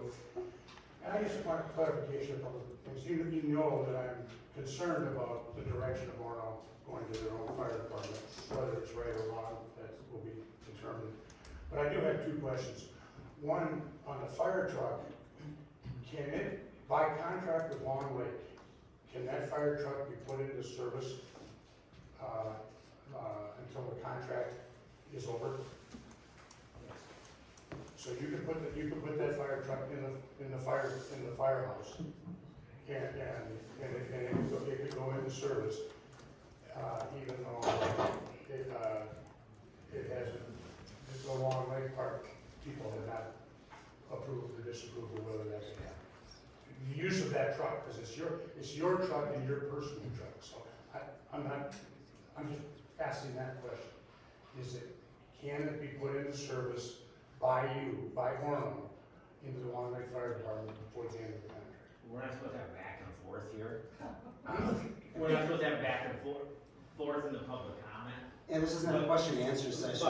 No, I'm not asking for the answer. I'm just saying, that's my public comment. Yeah. I'd like to know that answer. Now, how you choose to answer it, that's up to you guys, but that's my one question. Okay. And my other question, is, well, I just forgot the other. But I'm gonna get right to it here in a second. What was it? Well, we'll be here in 2 weeks. Or you can email us or call. No, I'll come. I mean, for some reason, I just, You can email Adam and the chief. yeah, no, I You understand. know? I just confused why, but that's one, oh, I did remember, thanks for keeping me going. Is there, I would like to see from your chief, who was the chief of the Long Lake Fire Department, does he keep, or does he have any complaints or thoughts about the failure of the Long Lake Fire Department over the last number of years?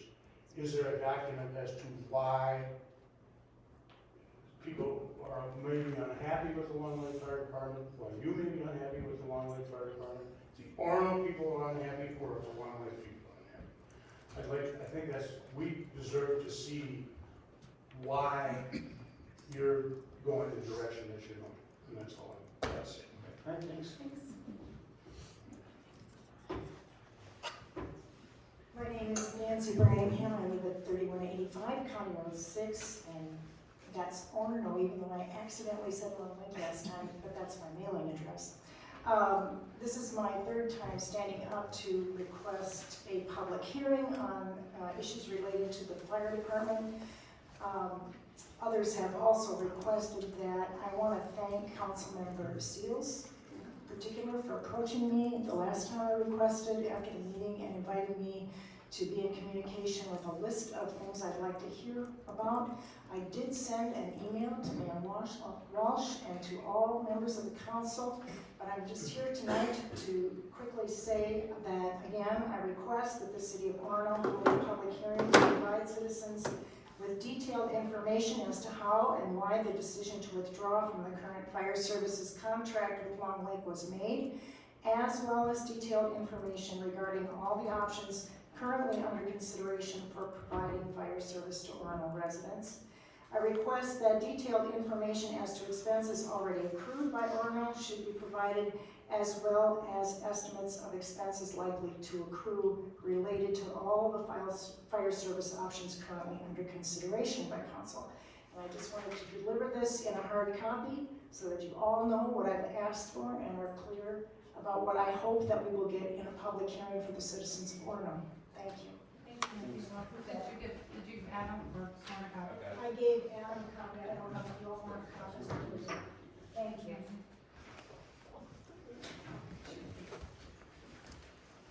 Mayor Walsh, City Council members, and attendees. My name is Kevin Riley. I live at 3405 Highland in Orono. Lived here for over 33 years. I speak to address my concern about the behavior I have observed at every council meeting that I've attended over the past few months. I believe this behavior adversely affects the ability of the council to function in the best interest of the citizens of Orono. At every meeting that I've attended, Mr. Erickson stands up during the 3-minute public address period to express his complaints directed at certain council members, while sometimes using inappropriate language. The response that I have witnessed from those council members has been to raise up an open newspaper blocking the view of Mr. Erickson, or to tell Mr. Erickson that he is making a fool of himself. And on several occasions, as again tonight, one council member has walked out of the council meeting before adjournment, presumably to avoid Mr. Erickson's remarks. I believe this repeated and continuing conflict is disrespectful to the citizens of Orono, and that it interferes with the proper functioning of the Orono City Council meeting. The time has come where the issues creating this conflict need to be addressed and hopefully resolved outside the regular business of the Orono City Council. Please find a way to resolve this conflict as soon as possible and avoid the public displays of rancor and hostility. Thank you. Thanks. Very good. John Dydick, 1780 Martha Lane, Long Lake, and also a Long Lake Council member. It's been exactly 1 month since our counteroffer for the fire department, and with no formal response, I wanted to do a refresher for everybody. Our counteroffer consisted of 2 options. Option A was to return to the negotiating table where we were last summer. to work towards the fire department being owned and operated under independent fire board. Councilmember Seals supported that at that time. Councilmember Johnson was a little bit more hesitant, but he said at that time, with council support, he would support that. So that's our first option, is to continue those discussions with the partnership of the fire department being operated under an independent fire board. If that's not an option for Orono, then we had option B, was a counter offer to your offer, which, and your offer was roughly 1.6 million, and taking Long Lake's half of Station 1 and owning that, and then also paying for the $1.5 million of deferred maintenance. Our counter to that was $2 million, and Long Lake taking Orono's half of Station 1, and then Long Lake paying for the $1.5 million of deferred maintenance. And then we would lease that back to Orono at about $3.50 a square foot, which would match then the fire service cost to Long Lake. That would give Orono full ownership of the fire chief, the firefighters, the rolling stock, the capital equipment, all the donated equipment, oversight of the relief fund, which included the pension for the firefighters, full control of the budgets and operations and capital improvement planning.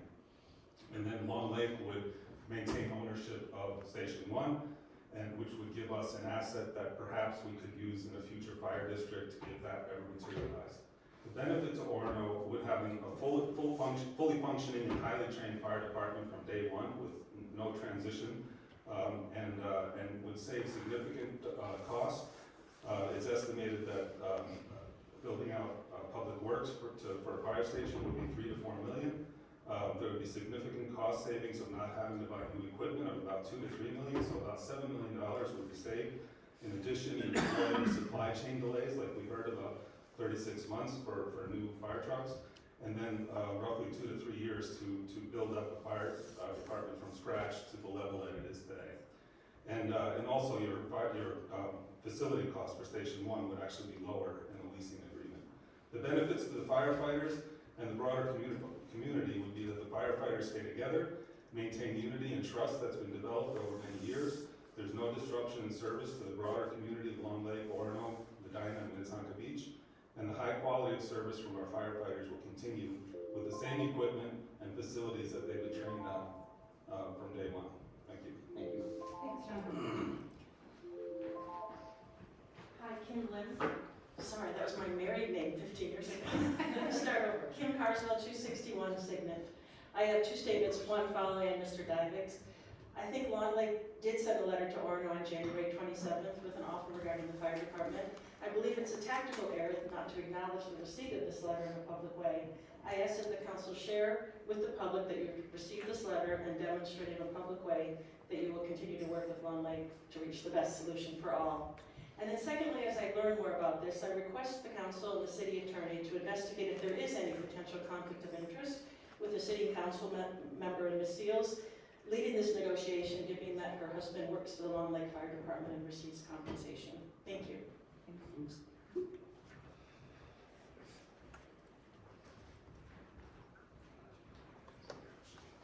Hello, I am Kendall Nygaard, and I live at 5658 Judith Road, Okeelia, Florida, and I've owned a home in Orono at 1386 West Point Road for 27 years.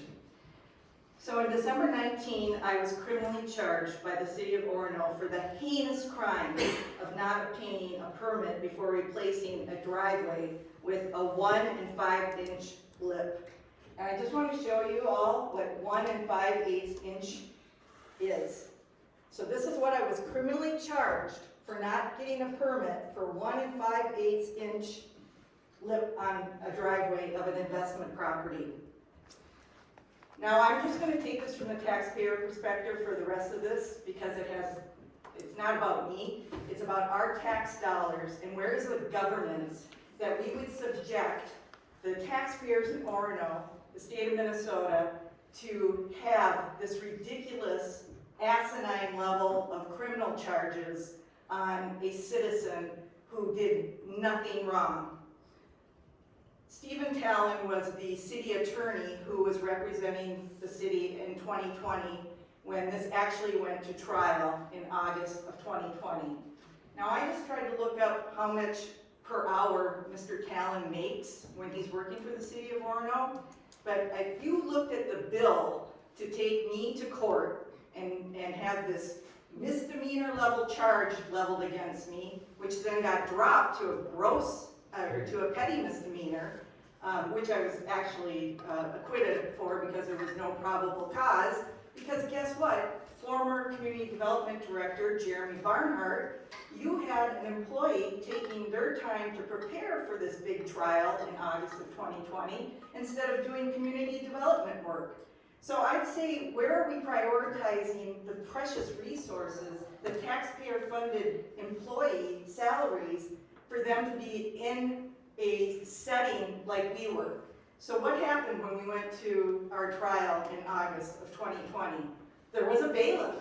There would have been a jury if we wouldn't have had Mr. Callen drop it to a petty misdemeanor. There was a judge. There was a court reporter. There was court administration. This took a half a day. This is our tax dollars, again, at work for this. Failure to obtain a permit. I was dismissed right away. Lack of probable cause, because Mr. Barnhart lied about my involvement in this project. So what did Kendall Nygaard do after I was acquitted? I have a malicious prosecution lawsuit against the city of Orono at the federal level. It has gone all the way up to an appellate court judge. Excuse me. I'll come back next time. Give me 3 more minutes. That's fine. I just want to say, you did not beat the other guy, you beat my wife, you banged her. That shows your obvious bullshit bias. Say your name and address. Yeah, I'm Jay Nygaard, 1386 West Point Road. And I'm not you. Thankfully. Thankfully. I'm completely embarrassed of this council. Do you know how much time you wasted of all these people today talking over minutes? As if this should be an issue, and you're arguing that it should be the same? People don't understand. Minutes are counted on for lawsuits, for accuracy, and for other things. And when you're sitting here saying, we're going to go with minutes that might be kind of along the way, I remember when you specifically, Mr. Mayor, lied about me.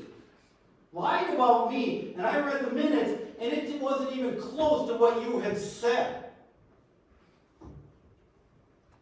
Judges and courts don't watch videos, they look at minutes. And if you guys are going to do a disservice to this community by doing a disservice to the minutes of these meetings, then you guys are wrong. And what's really disappointing is that guy right there, Mr. Maddock, who's supposed to be in charge of explaining this stuff to you, how important it is.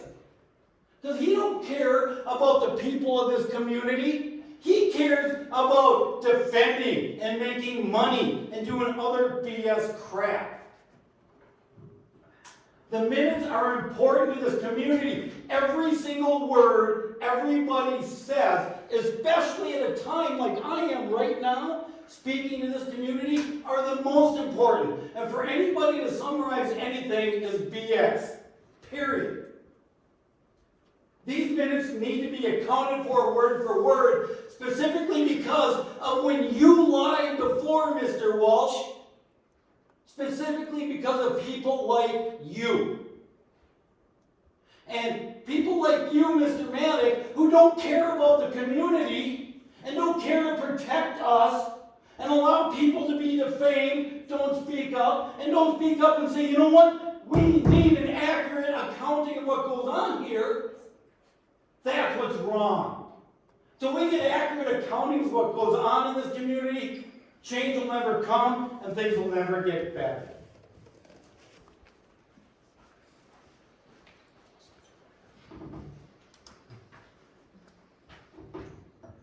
I'm going to speak quietly for a minute, if I may.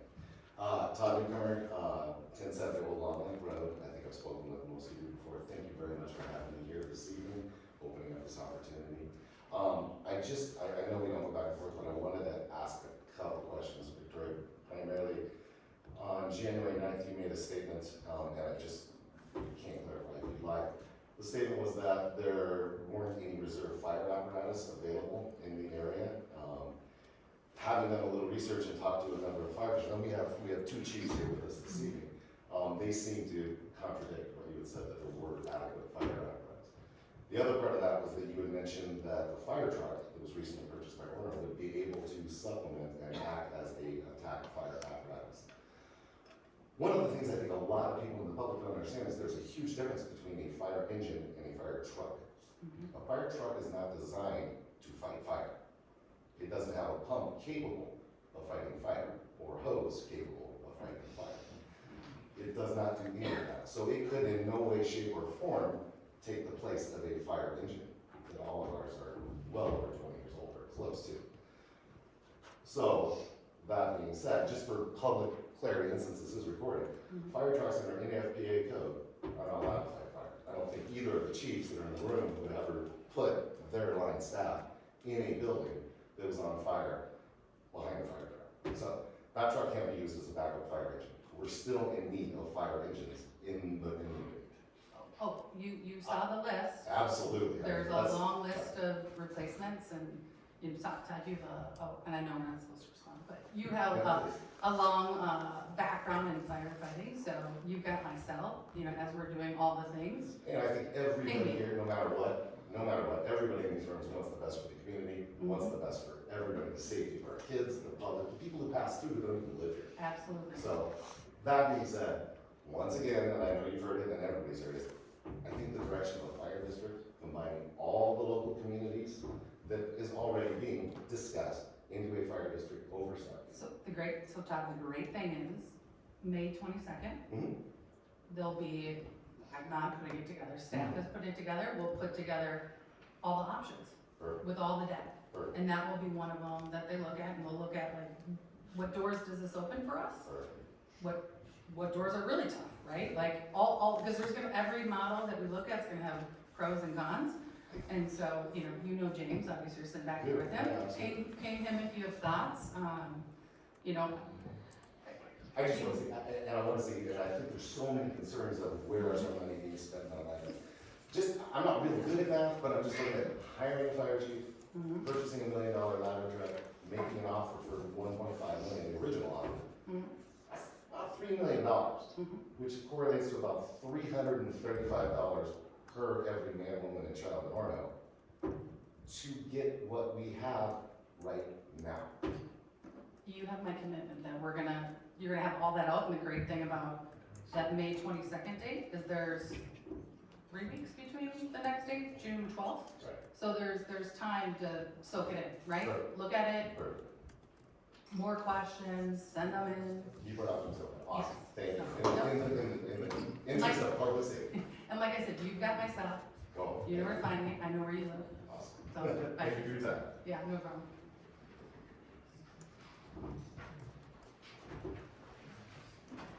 Good evening. My name is James Elder, 195 South Brown Road, Orono. And I will also keep my voice calm. Every organization on which I ever served, and which had minutes, required of the members of that committee to review the minutes. And when the minutes were asked to be approved at the following time, there was a commitment that the board of trustees, the council members, whomever, had reviewed them and agreed with them. You had a long debate tonight about verbatim versus general. And I would remind you that as fiduciaries, you are supposed to read your own minutes, correct them, and then when they are submitted for approval the following meeting or whatever, you all agree that they're accurate. So I would observe that that might be your solution. Take responsibility, review your minutes, and correct them. Thank you. Thanks. Anybody else?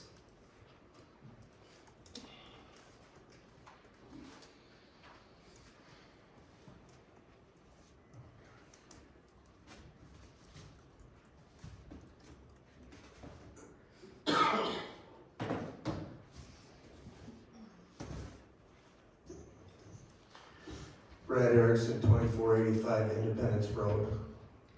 I also have a business that I own and have one for, it'll be 10 years this year in Orono.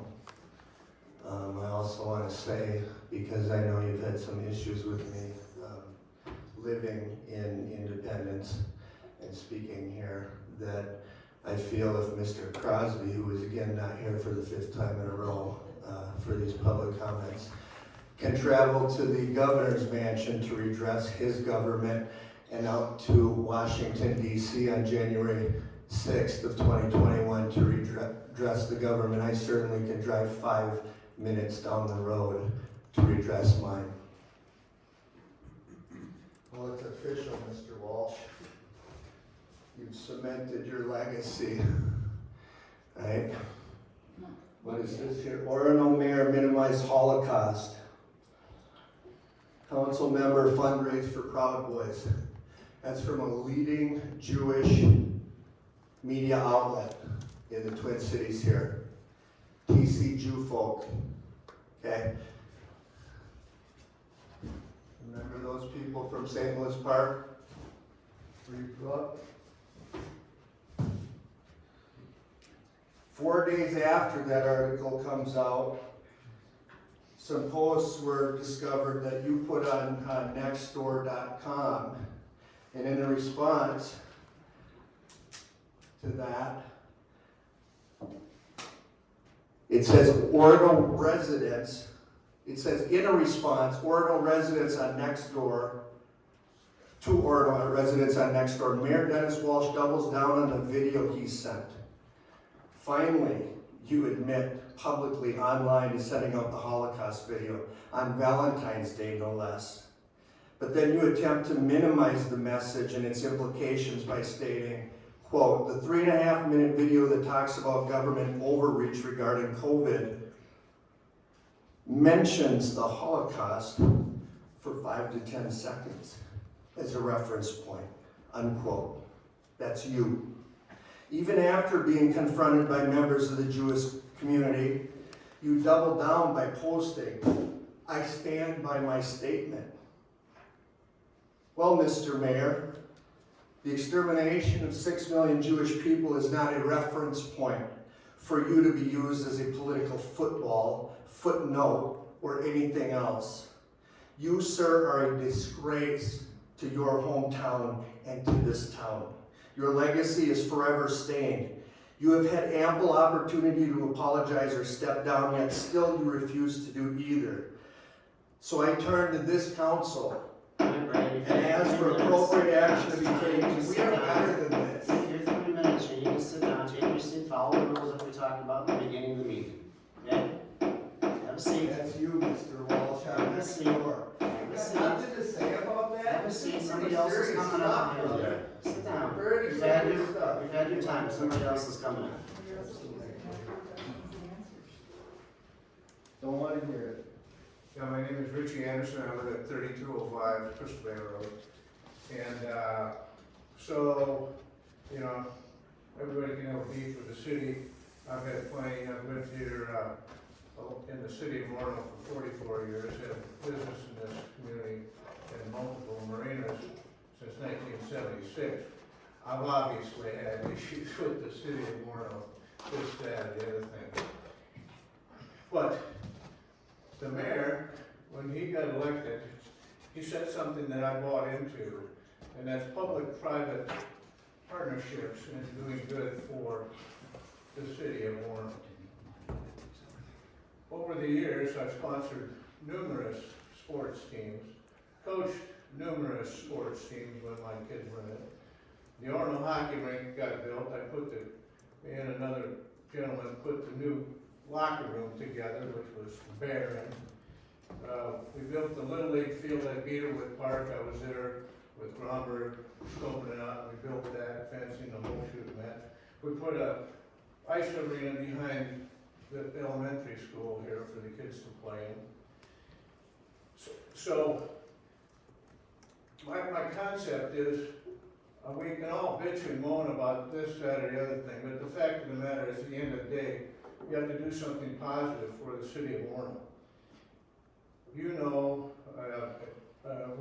We located the generator at our property down in Smiths Bay, because didn't have an automatic generator. We did that. I sponsored through public-private relationships, sponsored the therapy dog for $10,000. I hauled equipment for public works out the Big Island on my barge. I stored the Big Island docks. I helped the funding of the fire department relief fund. I've given life vests to every patrol car that you have for the cop shop, because they hook up with the Hemp County Water Patrol, and that way they can just get on the boat. I gave life jackets to public works so they can go out to Big Island safe. So, people can bitch and moan, but you're doing a good job. As your LMCD rep, I've saved the city over the last 2 budget periods, plus or minus $30,000. We are currently looking at starting a lid in Crystal Bay through your help. And the city of Manatee Beach, but we had that fundraiser, so to speak, the other night. And one thing, looking forward in a public-private relationship, I talked to the parks guy. I want to put a sport court similar to Shorewood's up by the post office. Awesome. Thank you. Thank you. Thanks. Thanks.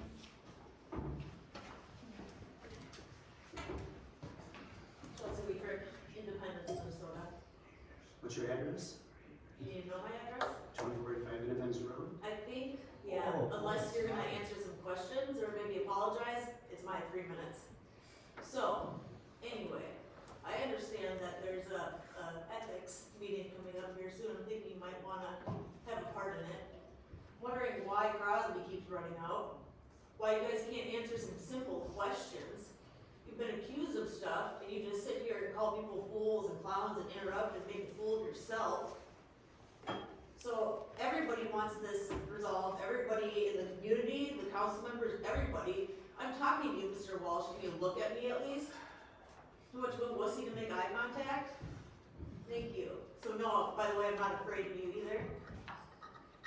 There's a very, very simple way to solve all this. You could have apologized in the beginning, but no. You're stuck on stupid and want to keep going.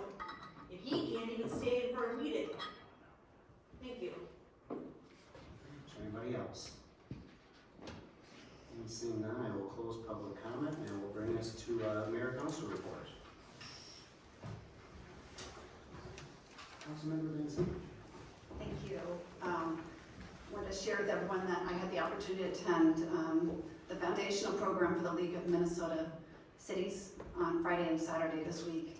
It's a great opportunity for newly elected officials to learn about things like ethics, like good governance, share resources, and network with other professionals and newly elected individuals in our community. And it was a really great way to spend a day and a half. So I appreciate that the City of Orono is a member of this organization because they are actually very helpful with trainings, ongoing education, and just a fantastic resource. And it's very important for me as an elected official to connect closely with other elected officials, leaders, and to have positive relationships with them in and around our community. And on that note, I do want to spend just a couple minutes addressing or I should say discussing the organization called Northwest Hennepin League of Municipalities, or NWHLM. This organization is a collective of municipalities within the north and western part of Hennepin County, and it's been in existence for about over 55 years. It meets about 10 times per year, and the purpose of this organization is to promote cooperation, collaboration, and education in different areas. And I want to share that because I didn't get a chance, we didn't get to Mayor Council at the last meeting, but some issues and questions were brought up in our work session on February 13th. So I did want to clarify a few things about that, because the last thing I want to do is create more confusion. I want to be a clear communicator. I want to share that I was invited by this organization to attend their monthly meetings by representatives in their group. And I did feel that that would be a great opportunity to connect with other elected officials and grow relationships that will benefit the City of Orono. I learned that the city of Orono has not had representation in this group since 2017. So I did think it would be a good opportunity for me to revitalize outreach with other cities and grow connections with our neighbors. There was discussion at the February 13th work session about my participation. And I just want to clarify that my intention in attending this meeting was never to create discord or confusion, and I do apologize if my attending this meeting did that. Going forward, I do plan to continue to attend this monthly meeting. Of note, on a financial note, is that with membership in this organization, one meal associated with monthly meetings is covered by annual dues. And it is now my understanding, based on our discussion at the February 13th work session, that Mr. Mayor would like the opportunity as well to attend the meeting. So it is my intention when I attend to pay for my own meal to, out of respect for the mayor, and to ensure that he has his covered. And finally, the executive committee of the NWHLM has written a statement addressing the remarks that were made about Orono's membership at the February 13th work session.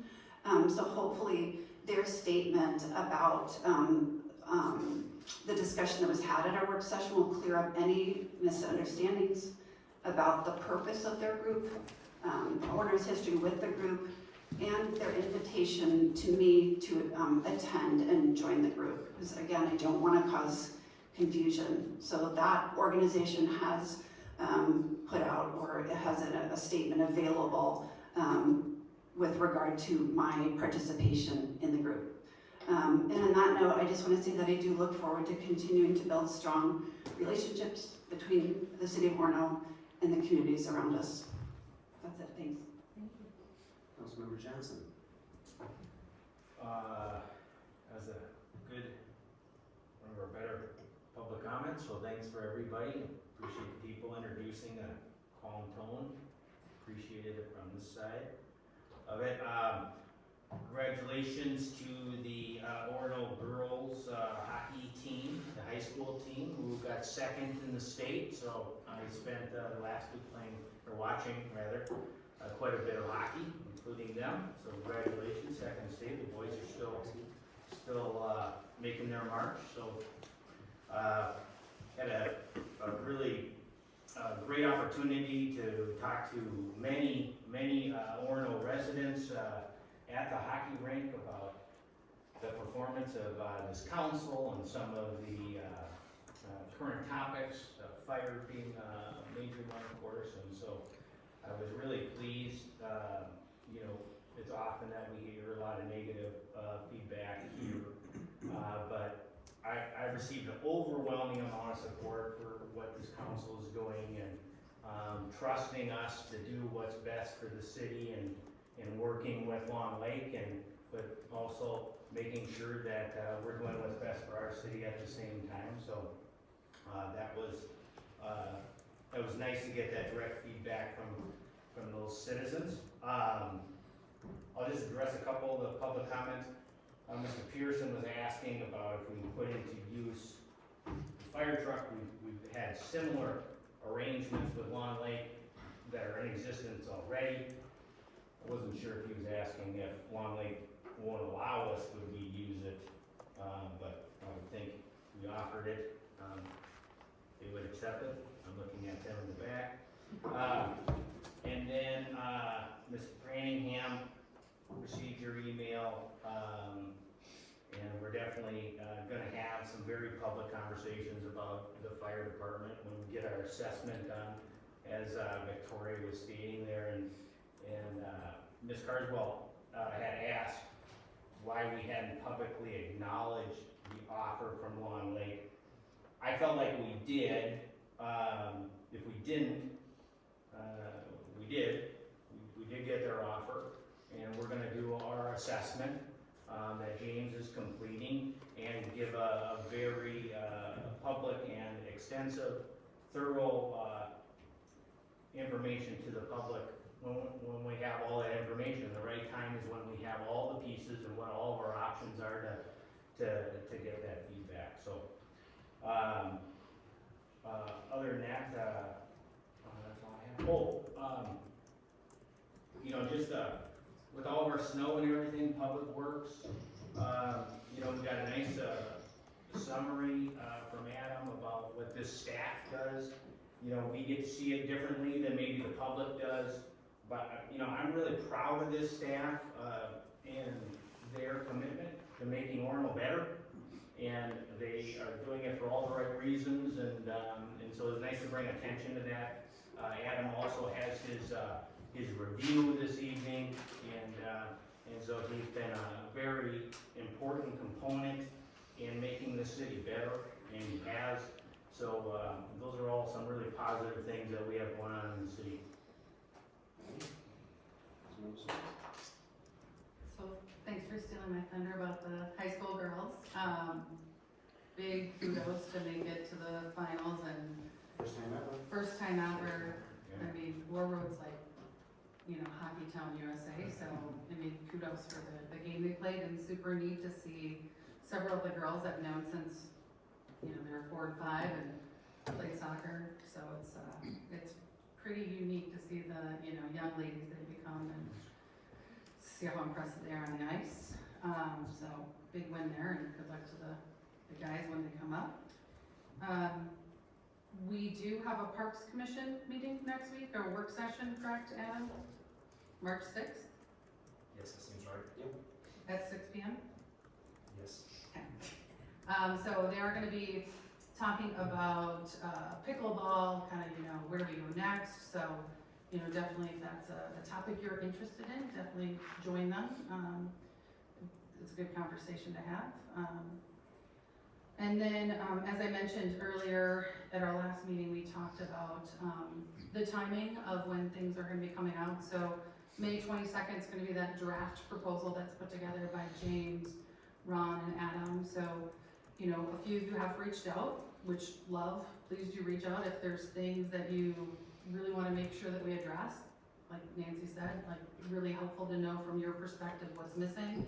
I think, Ken, you mentioned saying we may need to go back further in the history and update people. So those nods are good for me, because sometimes when you're in it, you don't assume everybody else knows all the things. So please do, you know, email me, and, you know, I offer to Nancy, and, you know, if you do want to sit down, and I don't drink coffee, but you can drink coffee, I'll have some sparkling water, and, you know, let me know your thoughts. So totally open to that. Lots of time to get there. Us not talking about it is not us, you know, we don't have the information. We're waiting for staff to really put through a very thorough response. So to what Matt's saying, that the Long Lakes offer will be feathered in there, very much looked at. So my hope is that, you know, that gives not only the rest of the council and the mayor, but also the community, you know, some good optics on what all the options are. So I'm looking forward to that. And like I said, ping me if you guys have thoughts or questions that you want us to contemplate in there. So, okay. All right, well, thanks for that. I do want to talk a little bit about this Northwest Hennepin League of Municipalities that Councilmember Benson had been attending. It was probably just more of a shock to know that she was going and never told anybody. So I appreciate her letting us know what was going on there. I do have a mayor friend that was there in the January meeting, and part of the problem that I have with that is there was, in my opinion, there was some very inappropriate stuff going on in that meeting from Councilmember Benson in terms of how she talked about me in the meeting, how she talked about the council. This is a meeting of mayors having dinner. They also had a guest. They also had a guest from a Hennepin County Commissioner and a guest from the Metropolitan Council come and speak. And my friend who's a mayor who was there said he found it very inappropriate to talk negatively about people on your council while there's guests, and to other mayors. Wow. And to also not only do that, but also suggested to the Hennepin County Commissioner not to approve a grant that she doesn't like that we applied for. So basically undermining our staff and the work that they do, applying for grants for elected officials that we have to work with all the time. Are you for real? Are you for real? No kidding. You're going to sit here and lecture us? You're going to lecture us in the community? Hey, grow up, buddy. Grow up. Grow up. You're out of order. You're out of order. People are allowed to contact community representatives, no matter how much it bothers you. What the hell? Maybe if you follow that, then somebody else would too. Instead of wrecking the frickin' meeting. Oh, I read the meeting, Why don't you shut the hell up? Right. I mean, seriously. Richie, come on. Here you go, Richie. Say that again, will you, Richie? Okay, okay. Let him finish. That's enough. Let him finish. Say it again, Richie, I got you on camera. So in the meeting of community leaders, I found that, There's all kinds found of it different inappropriate, ways. so did the mayor that was there, I find you who was telling me inappropriate. about it. So that's all I have to say about that. We'll have more discussion at the meeting when I'm there next week to find out why these meetings are being run like that, because it's very inappropriate as well. I also want to say congratulations to the girls hockey. That was the first time ever. Also in the last couple of weeks, we've also had the girls jazz dance team take first place. They're at the state championships for jazz. That's the first time they've ever won that. The girls kick team, which my daughter is on the varsity team, also took third place. So they medaled. The first three get medals. It's the first kick dance team for Orono that has ever medaled. So, and I will also say congratulations to Mound West Taco, who actually were the state championships on the kick side. So between Orono and Mound, we've won all the dance competitions in the state of Minnesota. So that was pretty good for double A, let me tell you. I want to say a shout out to Richie for the Crystal Bay Lid meeting that he put together. The information he put together was amazing for all the bay captains he's trying to get together. I've never seen something so organized. I also had an opportunity to meet with lots and lots of Orono residents who actually came out to me to say that we are doing a great job and to keep going and doing what we're doing, and we're doing it right. So I appreciate all that feedback. I mentioned earlier about the police department. You get a city who doesn't support the police department, like the city of Golden Valley, and they've seen their ranks go from 30 officers to 12. And that's, they gotta start leaning on Hennepin County and everybody else to come and help even address 911 calls, because they got some serious problems. In addition to Minneapolis, obviously, who has their own problems. Now, everybody also saw in the paper, Minneapolis said it's not only the police that have problems, they're down 20 and 30% in public works, administration, the water and sewer workers, so they're not getting anything done. And so that's, What's that got to do with that's here? gonna continue to go down, so. Just remember to support, like we do, we support, we got we fly the blue line flag, the red line flag, we've got public works out there, we support all of our first responders, and I think I've told all my friends who are mayors and council members, the first thing you do is take care of public service, in terms of your citizens being safe, with all your first responders, because if you don't have a city to manage, you don't have really anything else going on, so that's first and foremost. I was at the fire department retirement party with Chief Lionel back there from Long Lake, and then Kelly Shaughnessy. It was a great night. They had some great food, and it was really fun to watch some of the roasting go on and some of the old stories that they've got to talk. And obviously, Kelly Shaughnessy's got some stories that go way back, so the stories just never seem to end. So that was really enjoyable to go to. Since it's been a while since we were in council party, I hope everybody had a great Valentine's Day. It was a great Super Bowl to watch the Chiefs win. That was a great victory for those guys. I don't know if you guys watched the game when the Orono hockey played Hermantown for the semifinals, and it went into overtime, and it was an unbelievable kick pass with their foot to kick it to the young lady who scored the final goal. It was just unbelievable to watch. And the craziness that ensued was amazing. So I hope those girls remember those moments for the rest of their lives. And they got some great kudos over at the school that they're getting acknowledged all the time. So with that, I will take a motion. Mr. Crosby? I will take a motion to close the meeting to go into closed session as permitted by 13 D.O. 5 sub 3A to right. You have nothing to say about Mr. Crosby, 5 times he runs out? All in favor, say aye. Aye. Passes 4-0, the meeting is closed. And you don't know where he was on January 6, 2021, Mr. Wall, is that correct? You have no idea where he was. You expect everyone to believe that. No, I'm on the mayor's report. A liar. That's what you want.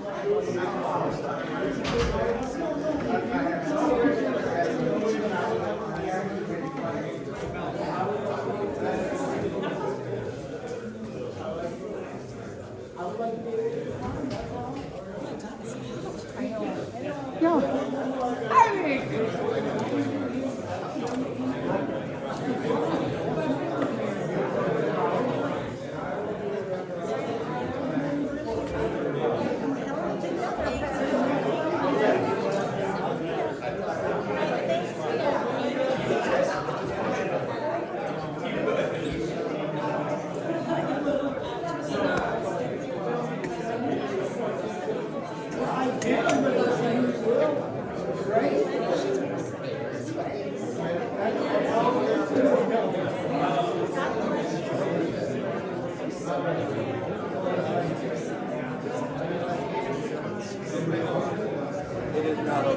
I'll just show you this real quick, and I don't know this gal, but, okay. This is,